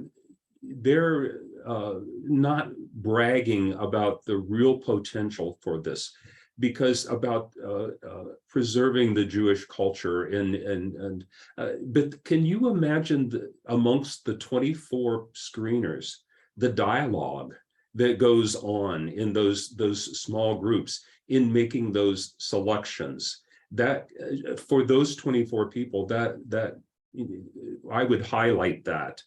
And then some of the films are going to have speakers. And so it isn't just, in many instances, it's not just going to watch a movie and going home, but they're having a speaker. And I'm certain that if you're having a speaker at some of the films, there's going to be dialogue with some of the audience members. And I put that up there as high as just watching the film. I think in terms of the vibrancy of the project, that discussion. And I don't know, whenever I go to a movie, I always want to talk to somebody about it. I don't think I've ever gone to a film and not said to someone, even if I'm getting my hair cut, or, I went to see this great film. And so they're expecting, 200 to 300 people to view these films, but can you imagine how that splinters out to a lot of other people? So I think this is just a very worthy project. They have 2 full-time staff members at the Federation who dedicate their time to this. It operates, it makes a little bit of money, but the whole project ends up losing money, in the long run. So I think the money is well spent. Interested to hear what some others of you think about this one. Great, so I'll open the floor. Tell you what, you want to start us off? Yeah, this is really interesting. Was interesting to me because I grew up in a Jewish community for the first half of my life, and I was exposed to a tremendous amount of Jewish culture and history and religion.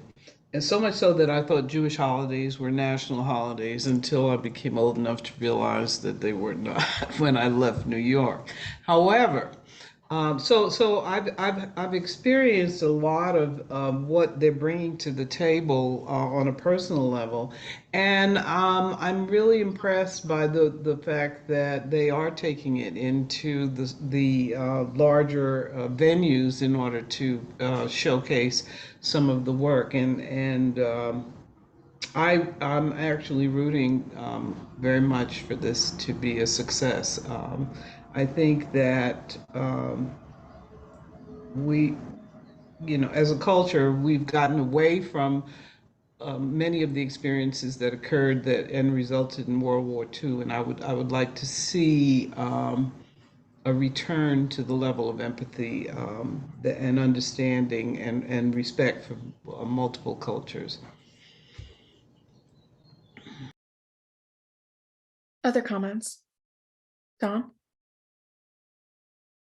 A program impact is conveyed by the inclusion of the entire community, both Jewish and non-Jewish. It's a thoughtful application using art as a means to educate and edify. This, and actually as a note to some of the other applications, especially with the performing arts, I didn't see any when I mean video work samples, but PDF work samples. I thought that the work samples for this application wasn't strong enough. Obviously, festival is worthy of funding. It has good, high quality, good personnel, etc. Wonderful mission. But to the degree possible, I mean, maybe show a video of people just gathering together, maybe watching a film. I know there may be copyright issues with showing the film, but at least showing people gathering together, like have motion. And that would be true of the other performing arts applications for this that did not have a video or a YouTube or Vimeo feed. That's extremely important. Anyway, all in all, it's a very good application. Thank you. Ariel? I think most of my comments were captured by others. I think it's a strong application. It's very clearly written. It was easy to find the answers I was looking for. So I appreciate the work that went into this. Great. Any other comments? All right, y'all have a few minutes to tweak your judging, and we will get started here in about 2 minutes.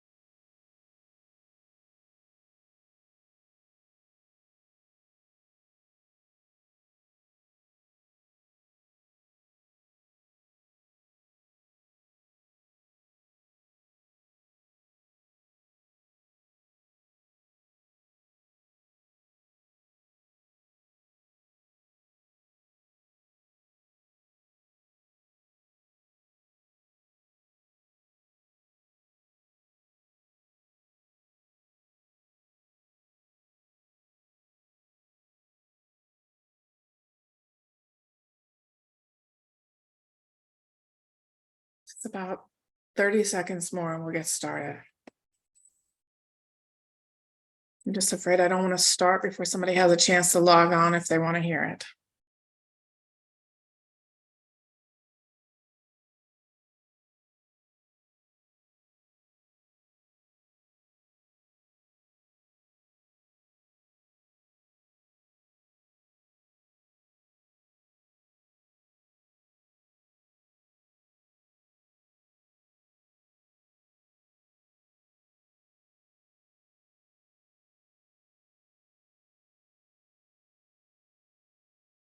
All right.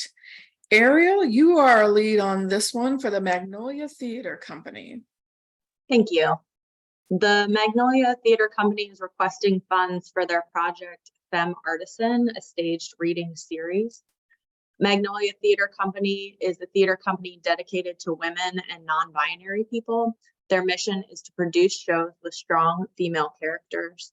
In addition to strong female characters on stage, the company also attempts to hire women and non-binary people in all technical, administrative, and creative roles. The organization was founded in 2012 and moved to Dayton in 2014. The organization has presented a number of shows locally and started the Femme Artisan staged reading series, which is dedicated to new and underproduced works in 2017. This is another new 501c3 just recently in 2022. So again, congratulations. That's a huge amount of work, and that's really exciting. The proposed 2023-2024 season will feature 3 shows that are either unpublished or underproduced.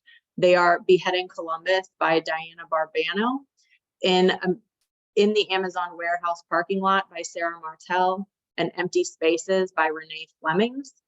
The show will be produced in 2 locations, the Metropolitan Art Center and the Roger Glass Performing Arts Center, which of course is opening soon.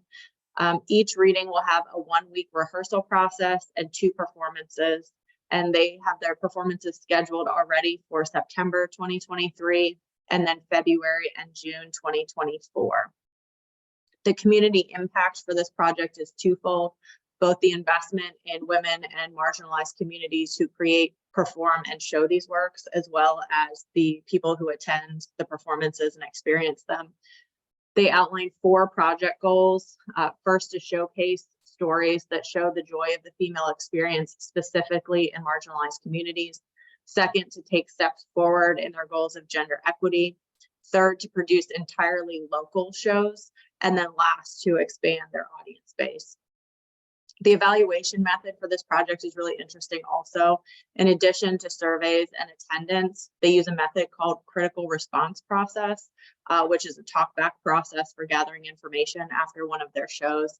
And I always like to see additional steps taken by organizations to gather information from the participants. So I thought that was really interesting. The show will be promoted primarily on social media, as well as a little bit of TV, radio, and print. And their success will be measured in attendance, as well as the feedback they receive from the survey and their talkback process. The organization is requesting $10,000 to support a $15,000 project. Funds will be used in a number of ways, including funding the artistic staff and performers, as well as the facilities rental space. The amount of work seems reasonable, and the personnel appear to be well positioned to complete that work. And I believe they will be able to complete this project successfully on time. I thought the application was clear and well laid out, and I'm actually really excited to see what this organization can do with their new nonprofit status. I'd be interested to hear what others are thinking. Great, open the floor. Don?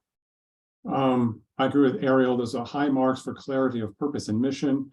The personnel have a good track record of success. Again, and this is an example, and it's because interests are piqued with it. There's not there's no video feed. The work samples were stills, very attractive. I'm not saying anything about that, but when you come to a performing arts, if there's any way to actually do a short snippet from a performance to have a video feed of some kind, that would really come in handy for future proposals. That's just an FYI for any and all applicants who are performing arts companies. Thank you. Great. Ron or Ina? I'll just chime in that I agree that with this project, reading through it, it's certainly unique. I don't know of any other project like this, an all-female project anywhere around. So it certainly serves an important and a unique place in the culture of Montgomery County. I agree. It's very well written. It's something I didn't know about. I was surprised that I didn't know about this group. I think maybe I have heard of it peripherally, but I'm looking forward to maybe attending some of the things this group does. I think that it's has the potential to be very, very successful. Great. Yeah, I agree with Ron. I wasn't familiar, and I'm a female. I wasn't familiar with this organization. I'd like to see it travel, actually. And then I like the choices that were originally being approached, the types of presentations that they're getting ready to do. I think they approached different challenges and issues that women of diverse cultures faced. as well as just being an individual. So I think it's excellent. It's excellent. I thought that their application was very explicit and very clear, and that the people that they have, the woman that is directing this has tremendous amount of passion and experience to bring it into fruition with. Great. Don, I saw you had something to add. Just really in terms of the marketing, the project is called FEMME, F-E-M-M-E. That's also French for femme, which means woman. So I'm not sure how it's pronounced. That may seem like a minor point, but when we're going to say femme or femme, I'm not to knock the name, but maybe in the application it could have put a parenthesis pronounced this way, because I'm thinking French. Gotcha. That's Anything else from anyone? All right. Well, we are at our second break. So please, from between now and 11:10, if you will make any tweaks that you want to make in your scoring, that would be fantastic. Stretch your legs. I know you all have been sitting for several hours now. Stretch your legs, grab a cup of coffee, a cup of water, and we will gather back together here for our final stretch of the day of discussions. And I will see you here at 11:10. Okay.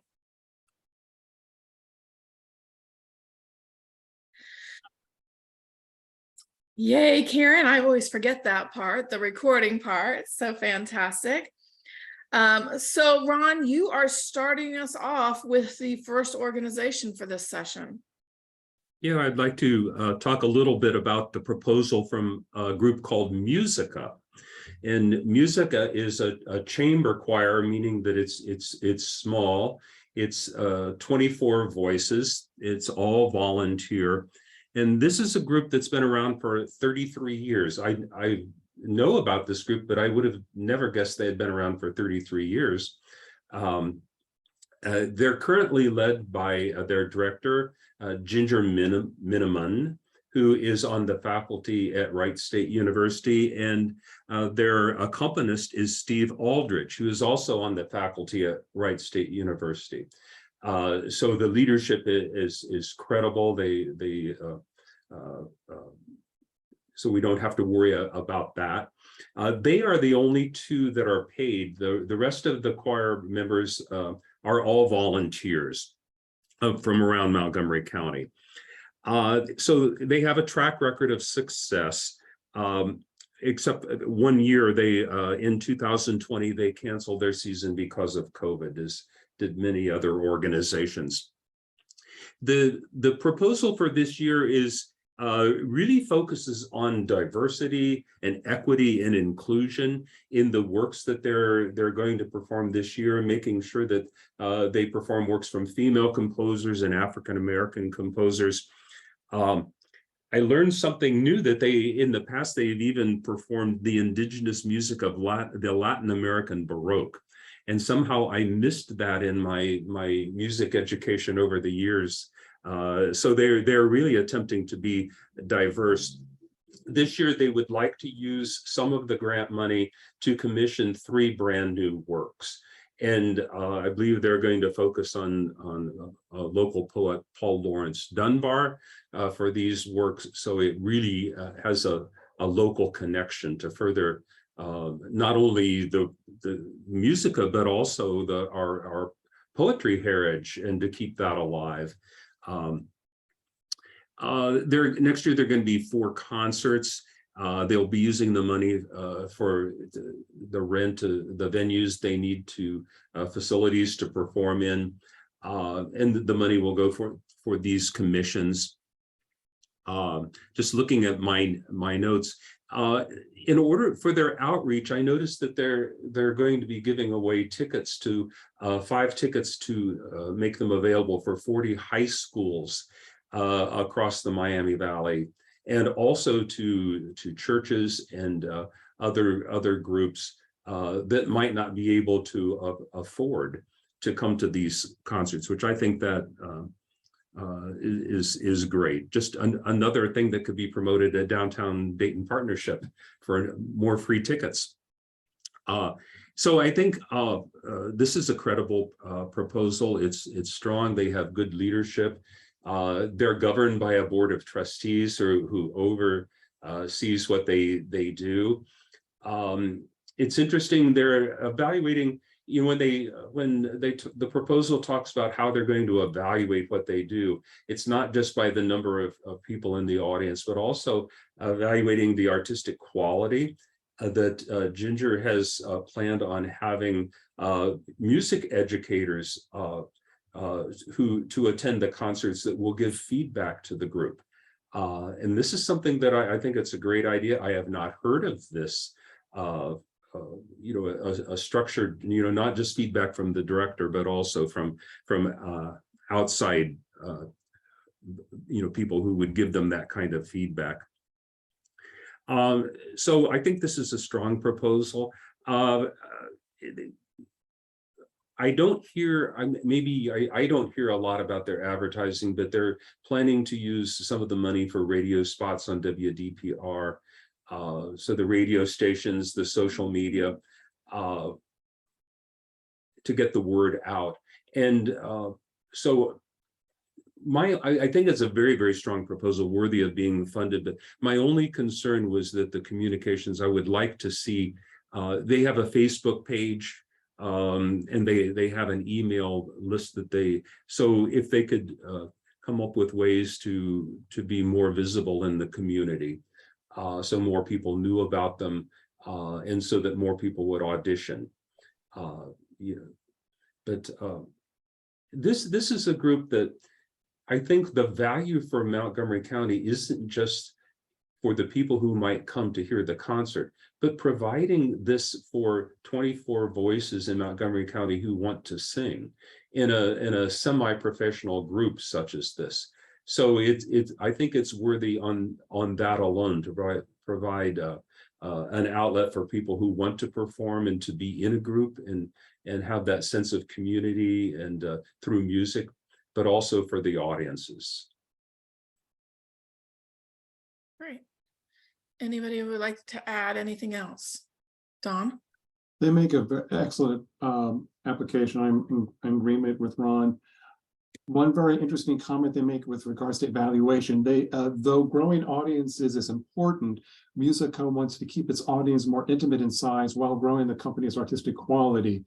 I deeply appreciate the honesty of that admission, because the zeitgeist is sort of, well, we got to reach as many people as possible, got to get them all in there, which is a great and worthy thing. I'm not knocking it. But they decided, well, we want, you know, real concentration and focus on the intimate size of the audience. If they had to sacrifice one thing or another, rather than 1,000 people, they may have 300 people. It's to keep the artistic quality going again. And I'm a broken record, because with these great applications, I'm not seeing YouTube or Vimeo. I want to see moving pictures. I want to hear people sing. I want to see them act. I want to see them move. So that is, I really would like it. PDFs are fine. The quality of the marketing collateral is good, but I really, please next year, give me some motion. That's fine. I mean that lovingly. Great. Ina, how about you? I like the choices in music and the range in the choices in music. I'm very impressed by that. Okay, Ariel? I agree with most of the comments that have been made. I found the budget, though, to be a little bit confusing. They put $3,000 in the accessibility line item, but don't really explain it. I think it's probably for revenue replacement for discounted tickets. But if that's the case, then I think maybe that should be listed as an in-kind. And so I would think about maybe moving that money to a different, more tangible line item. But other than that, I thought it was a good application. I think the organization will be able to complete this project successfully. Great. Anybody have anything else to add? All right, well, take a minute to tweak and we'll move to our next organization.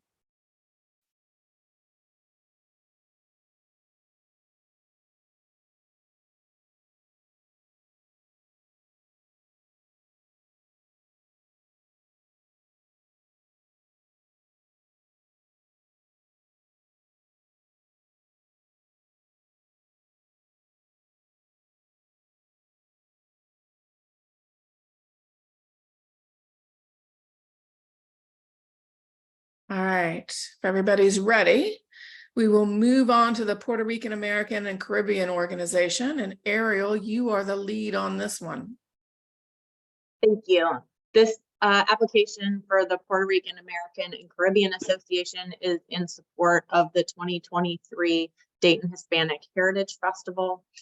The Puerto Rican American and Caribbean organization was founded in 1991 to provide charitable services and promote awareness and educate the Dayton community surrounding areas about Hispanic culture.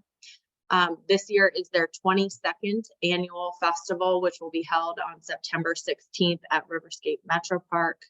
The organization is hoping that attendance will be in the neighborhood of 12,000 people, which is an incredibly large festival. It will present a collection of music, dance, culinary art, and participatory experiences by artists from Montgomery County and beyond. The parade will kick off the festival at noon, which was a new addition just a few years ago, but I know is a community favorite. And they will offer a diverse selection of food, entertainment, and vendors throughout the day. The festival is a 12-hour festival. I believe it's 11 to 11. I thought it was interesting that they have a number of community partners. I'll just highlight one. They partner with Think TV to promote activities in the children's area in support of their cultural tents. In their cultural tents, they offer activities as well as storytelling, interactive song, and dance activities. Planning for the event is a year-long process for the board and community volunteers. I felt like the application clearly laid out their step-by-step activities required to produce the successful event. The timeline is extensive and it's well articulated. It's clear to me that the organization has the capacity to plan and execute a large-scale event like the one they're proposing. The project leaders have a lot of experience also. I believe Carla, I think it says it's her 16th year of working on this project. The organization has a very broad marketing and engagement plan also. They're going to utilize social media as well as media and print. They also utilize student volunteers, which I think is a great idea, to collect responses on the ground during the day of the event. And also when available, they offer incentives for people to complete their data collection process. And I think that seems like a pretty effective method to doing it. They'll also do an online version. I like their intended impact in being twofold. They talk about providing experiences to the community, but then they also talk about providing a place for the Hispanic and Latino community to celebrate their own heritage. And I think that's really important. The application requests $10,000 in support of a $57,000 project. I did find the budget on this to be a little bit confusing. The narrative suggests that the funds will be spent on the 7 entertainment groups. There's not an actual cost breakdown in the budget of where the funds will specifically go. I did find, so I guess they're quotes in some of the supporting documents, but I would encourage applicants to make sure that they lay out clearly in the budget documents where they intend the funds to go. This entire event's managed by 200 volunteers, and I just think that's incredible. It's so much work, and I just think that is a great testament to their belief in the organization. I also think the organization has a proven track record of success, and I really look forward to this year's festival. Great. Other comments? Ina, I'm going to start with you. I was very impressed by the application.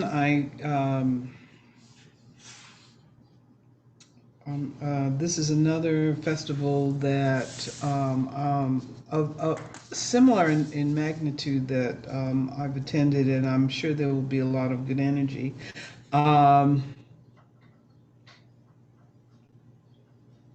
I thought that the application was very thorough. I was very impressed by the fact that they had such high volunteer participation as well.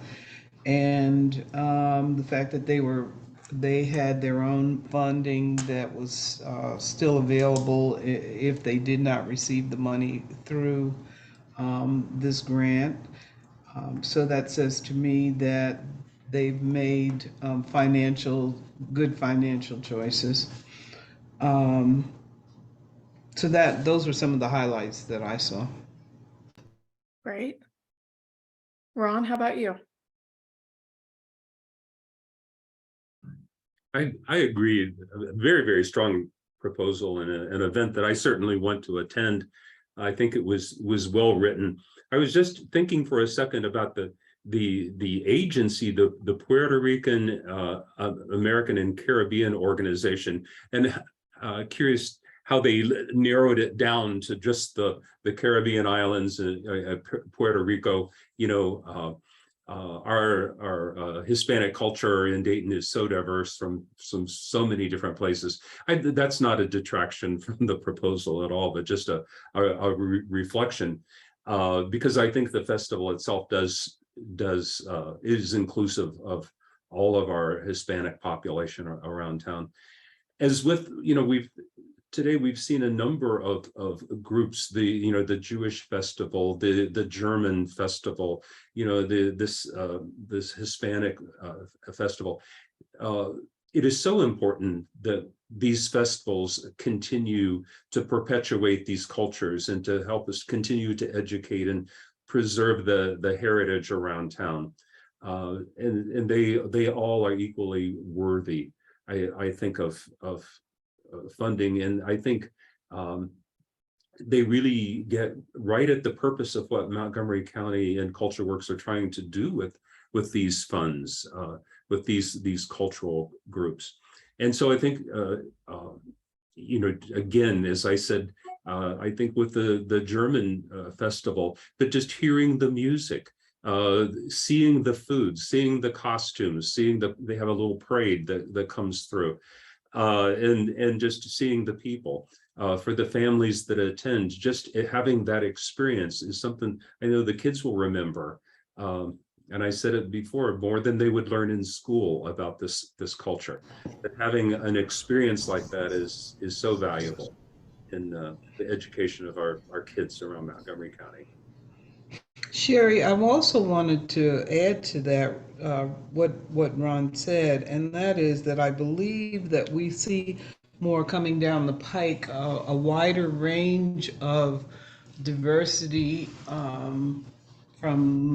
for Blacks and brown people in this community is not limited to strictly the African, quote unquote, African American experience, but the Black and brown people that came through the total diaspora, and that's what's so wonderful about this festival. I'd love to be able to see some educational component to that, adds to that as well. Great, thank you. Don, what are your thoughts? Excellent detail on the schedule of activities to implement project, shows past experience and how to produce a festival is not an easy task. The roster of the board is very impressive, highly qualified and experienced professionals. And I assume I don't know if the evaluations are bilingual. I assume that they are. I don't think it's said so. And I have a personal interest. I lived in New York for 24 years, and in my neighborhood, I was one of the very few non-Hispanics. And I really learned a lot about the culture. I love a lot. For those who may know what this is, La Fania was a series of artists in the 1960s and 70s with Hector Lavoe or La Lupe and many other, Cecilia Cruz, I think, other great singers from the Caribbean. I guess to Ron's point, yes, it would include all Hispanics, but the Caribbean Spanish-speaking world is distinct, of course, as we know, from the mainland. But I assume that Hispanics of all backgrounds do come to this. So that's pretty much it. Thank you. Any additional comments? All right, well, if you will take a minute and do any tweaks that you want to make, we will gather together in a minute and move forward.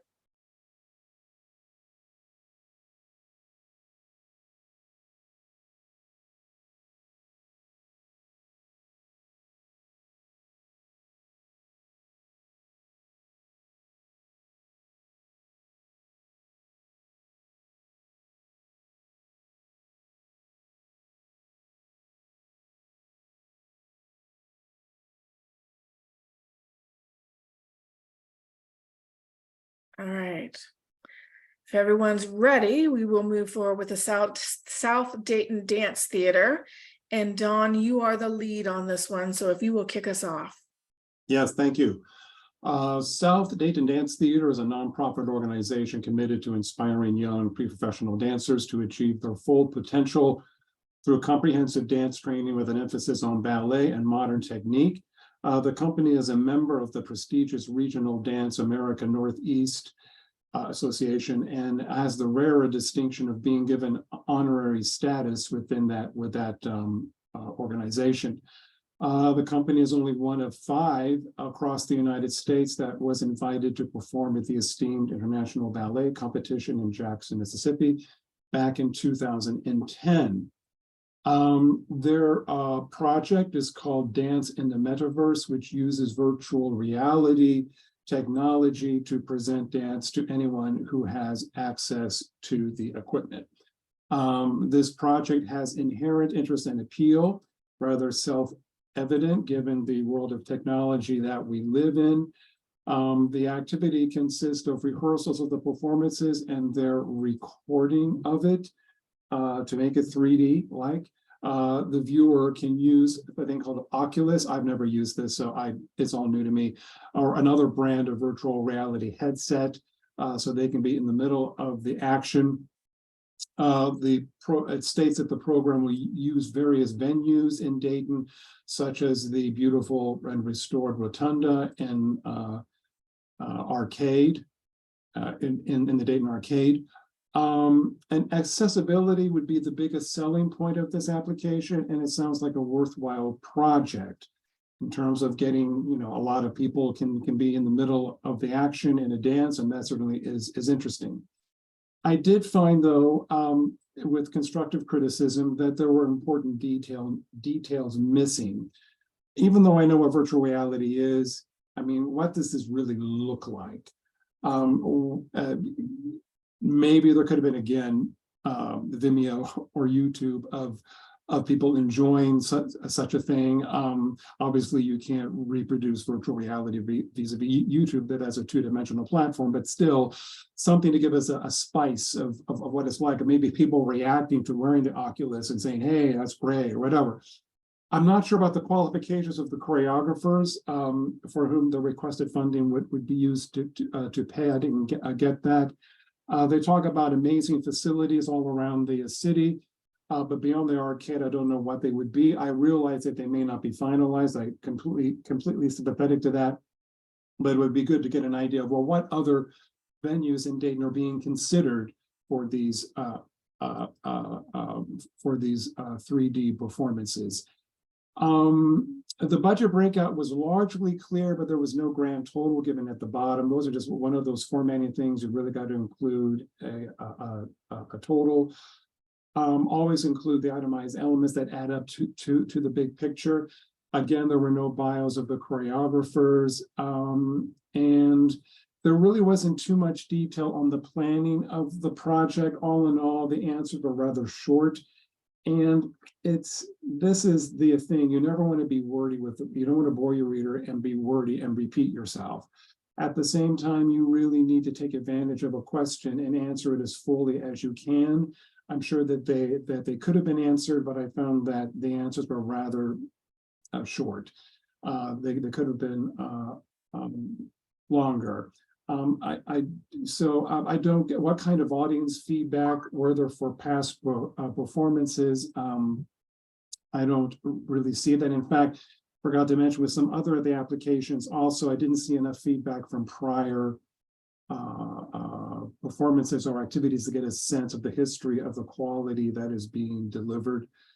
It's a great idea for a project all in all, and it's, you know, worthy of funding, but I really would want an application that is more carefully put together for everyone's sake, and more comprehensive attachments. That's all. Thank you. Right. I'm opening the floor to the rest of you. Go ahead, Ron.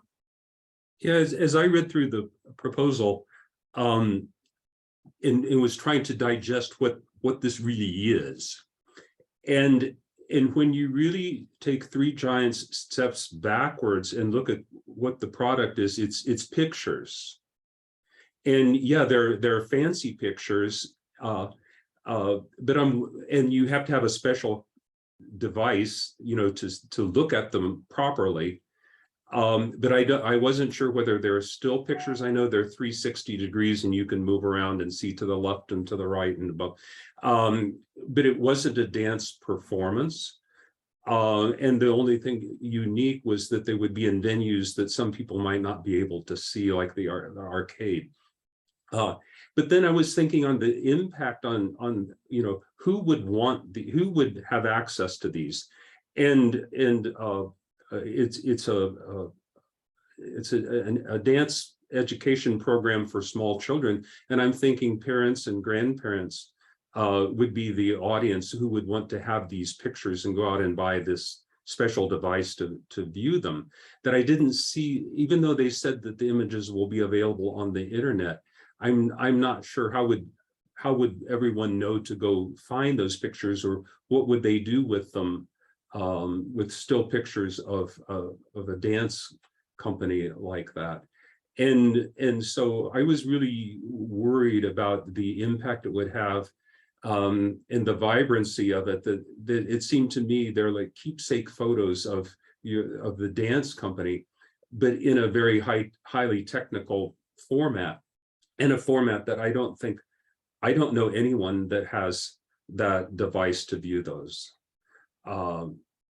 And so I'm just wondering about that. They said, well, you know, that they will be available on the internet, so why not just still pictures? You know, that, and I was thinking that the dancers may have to be still while the pictures are taken. I wasn't sure whether it would be a video. That wasn't clear, whether it would be of a performance. It said that they would be choreographed, but if they're still pictures, I just ended up with more questions than answers about this one. Gotcha. Ariel? I would agree with the comments that have already been shared. I do think it sounds like a really interesting project. I did have a lot of difficulty assessing the program quality because it doesn't feel fully fleshed out yet. Maybe that's just because, you know, we're figuring it out as we go with new technology, but to some of the others' points, I wasn't really sure that the community need was identified. You know, a lot of these projects are in response to a community need, and I didn't really feel like that was articulated. And in addition, the project was not fully fleshed out. That being said, I do think it is an interesting idea, and trying to figure out how to implement it in a way that is cost effective and actually will reach some audiences would be a really great opportunity for the community. Thank you. Ina? Yeah, I agree with the comments that were made. I think they could have benefited from having a more data and informed application. Any other comments? All right, well, I will give you 2 minutes to wrap up your thoughts on this organization, and we will go to our next one about 11:39, 11:40.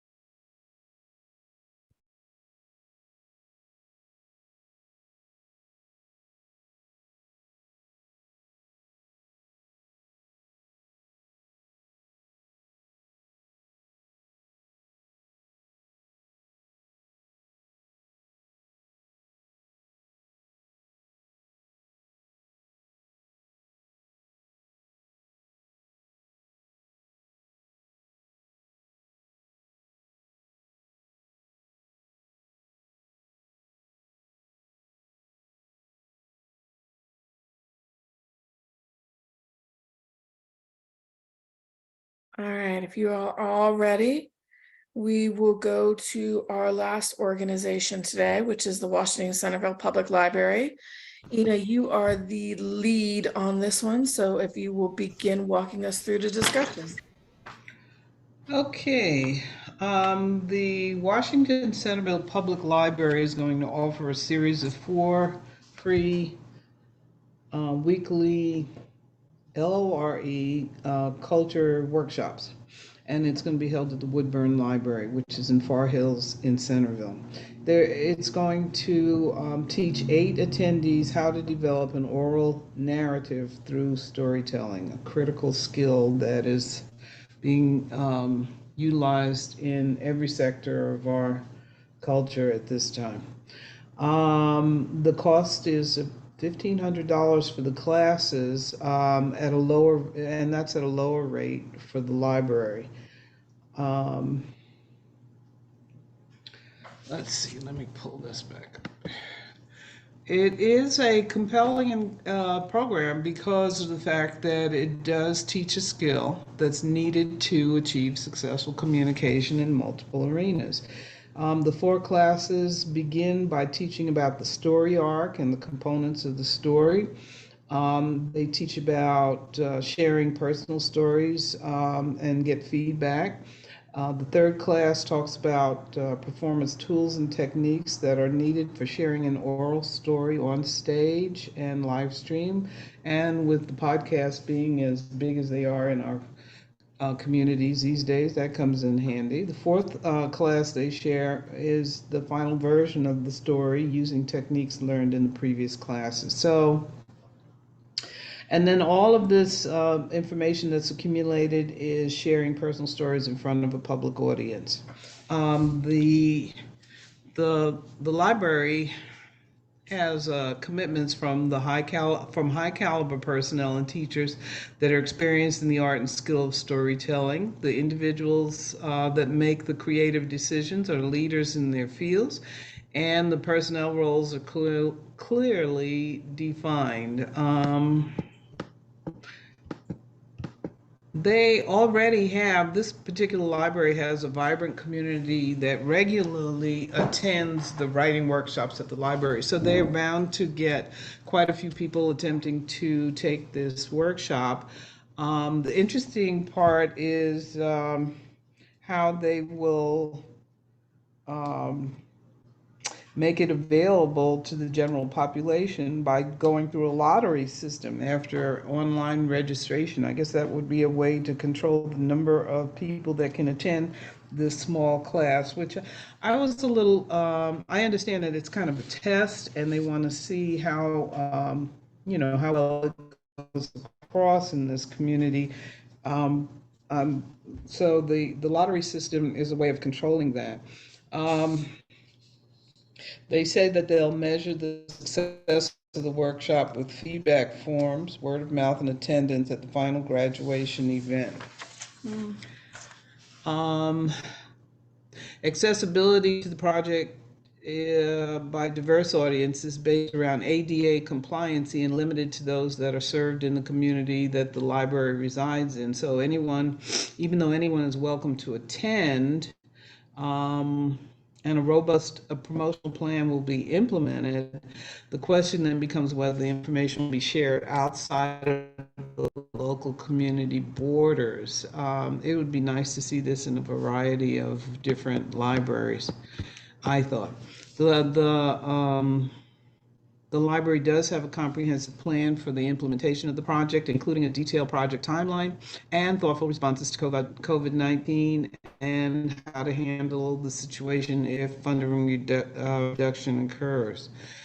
Some areas in the project budget plan would benefit from additional detail. The budget breakout is not included and doesn't align with the proposed budget. The library has secured a highly qualified project manager with experience relevant to this project, and all of the key personnel have been confirmed. I think it provides exceptional, valuable tools for use. I think breaking it out into workshops into segments allows for time to absorb and practice the skills being taught. And I know I feel that this type of literary training is difficult to obtain, so plan for offering it in other community libraries would be helpful. And so that would be my input. Thank you for kicking us off. Ariel, will you continue the discussion? I don't have a whole lot to add to that description. I did make a note that, you know, a lot of these projects, the festivals, impact a whole lot of people in a sort of one day type of way. And I thought it struck me with this application that this was, you know, a small number of people, but this could really have a deep and meaningful impact in people who participate. So I did make a note about that, and I wanted to highlight that in my comments. I do think that the library has the capacity and personnel to execute this program, and I'm excited to see how it works. Great, thank you. Ron, how about you? I thought that the impact on the community was very, very small. There wasn't any mention made of how many people were anticipated to attend the final program. And given the fact that only 8 storytellers would be selected. And so I see how 8 people would learn some new skills, but I'm thinking about the cultural vibrancy of Montgomery County and how that would impact those of us who live here. In my suggestion, I think it's a very, very worthy project if someone would tinker with it just a little bit. For example, I talked to so many people around Montgomery County that have stories to tell about my grandfather who had a corner store on the, or flew in an airplane with the Wright brothers, but to choose 8 people, have people who don't normally get up in front of people and tell stories, but around the community who would have a story to share about anything about our history or our culture. Or I grew up and I took music lessons from Mr. Katz, the orchestra, but then to get those on video, but to train the storytellers to share a little bit of culture, then I think all of a sudden the impact would be huge.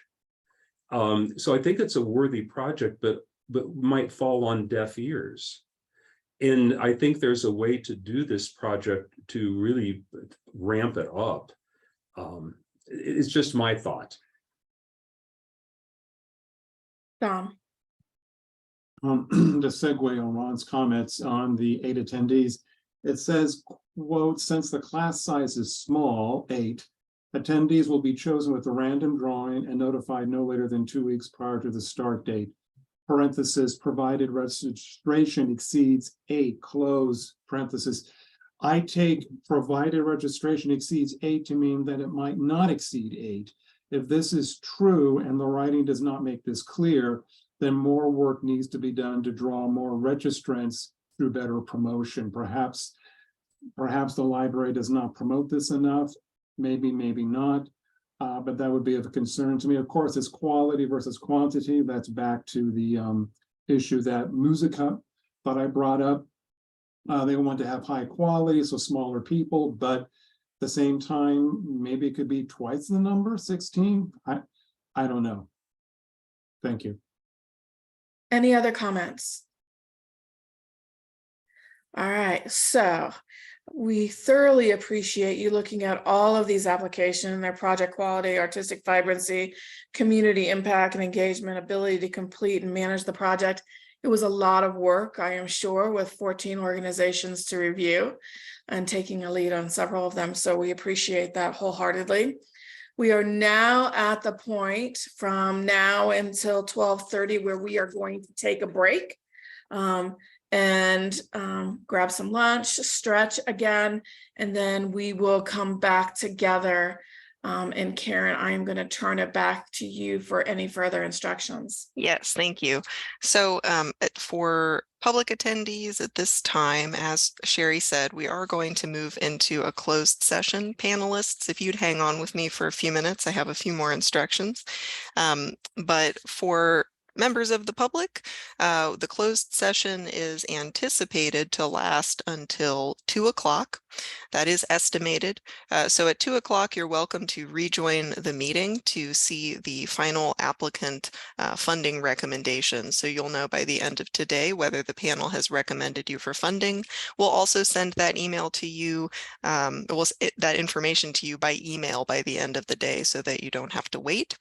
After that, panelists' funding recommendations are reviewed for final approval by the Montgomery County Arts and Cultural District Board. So we expect to send out your formal award notifications in early July. So more coming soon. Again, this meeting has been recorded, and a recording of the meeting will be available at cultureworks.org by the end of the week. So at this time, panelists, if you'll hang out with me for just another moment, and then attendees will ask you to go ahead and sign off for now, and maybe we'll see you again at 2 o'clock.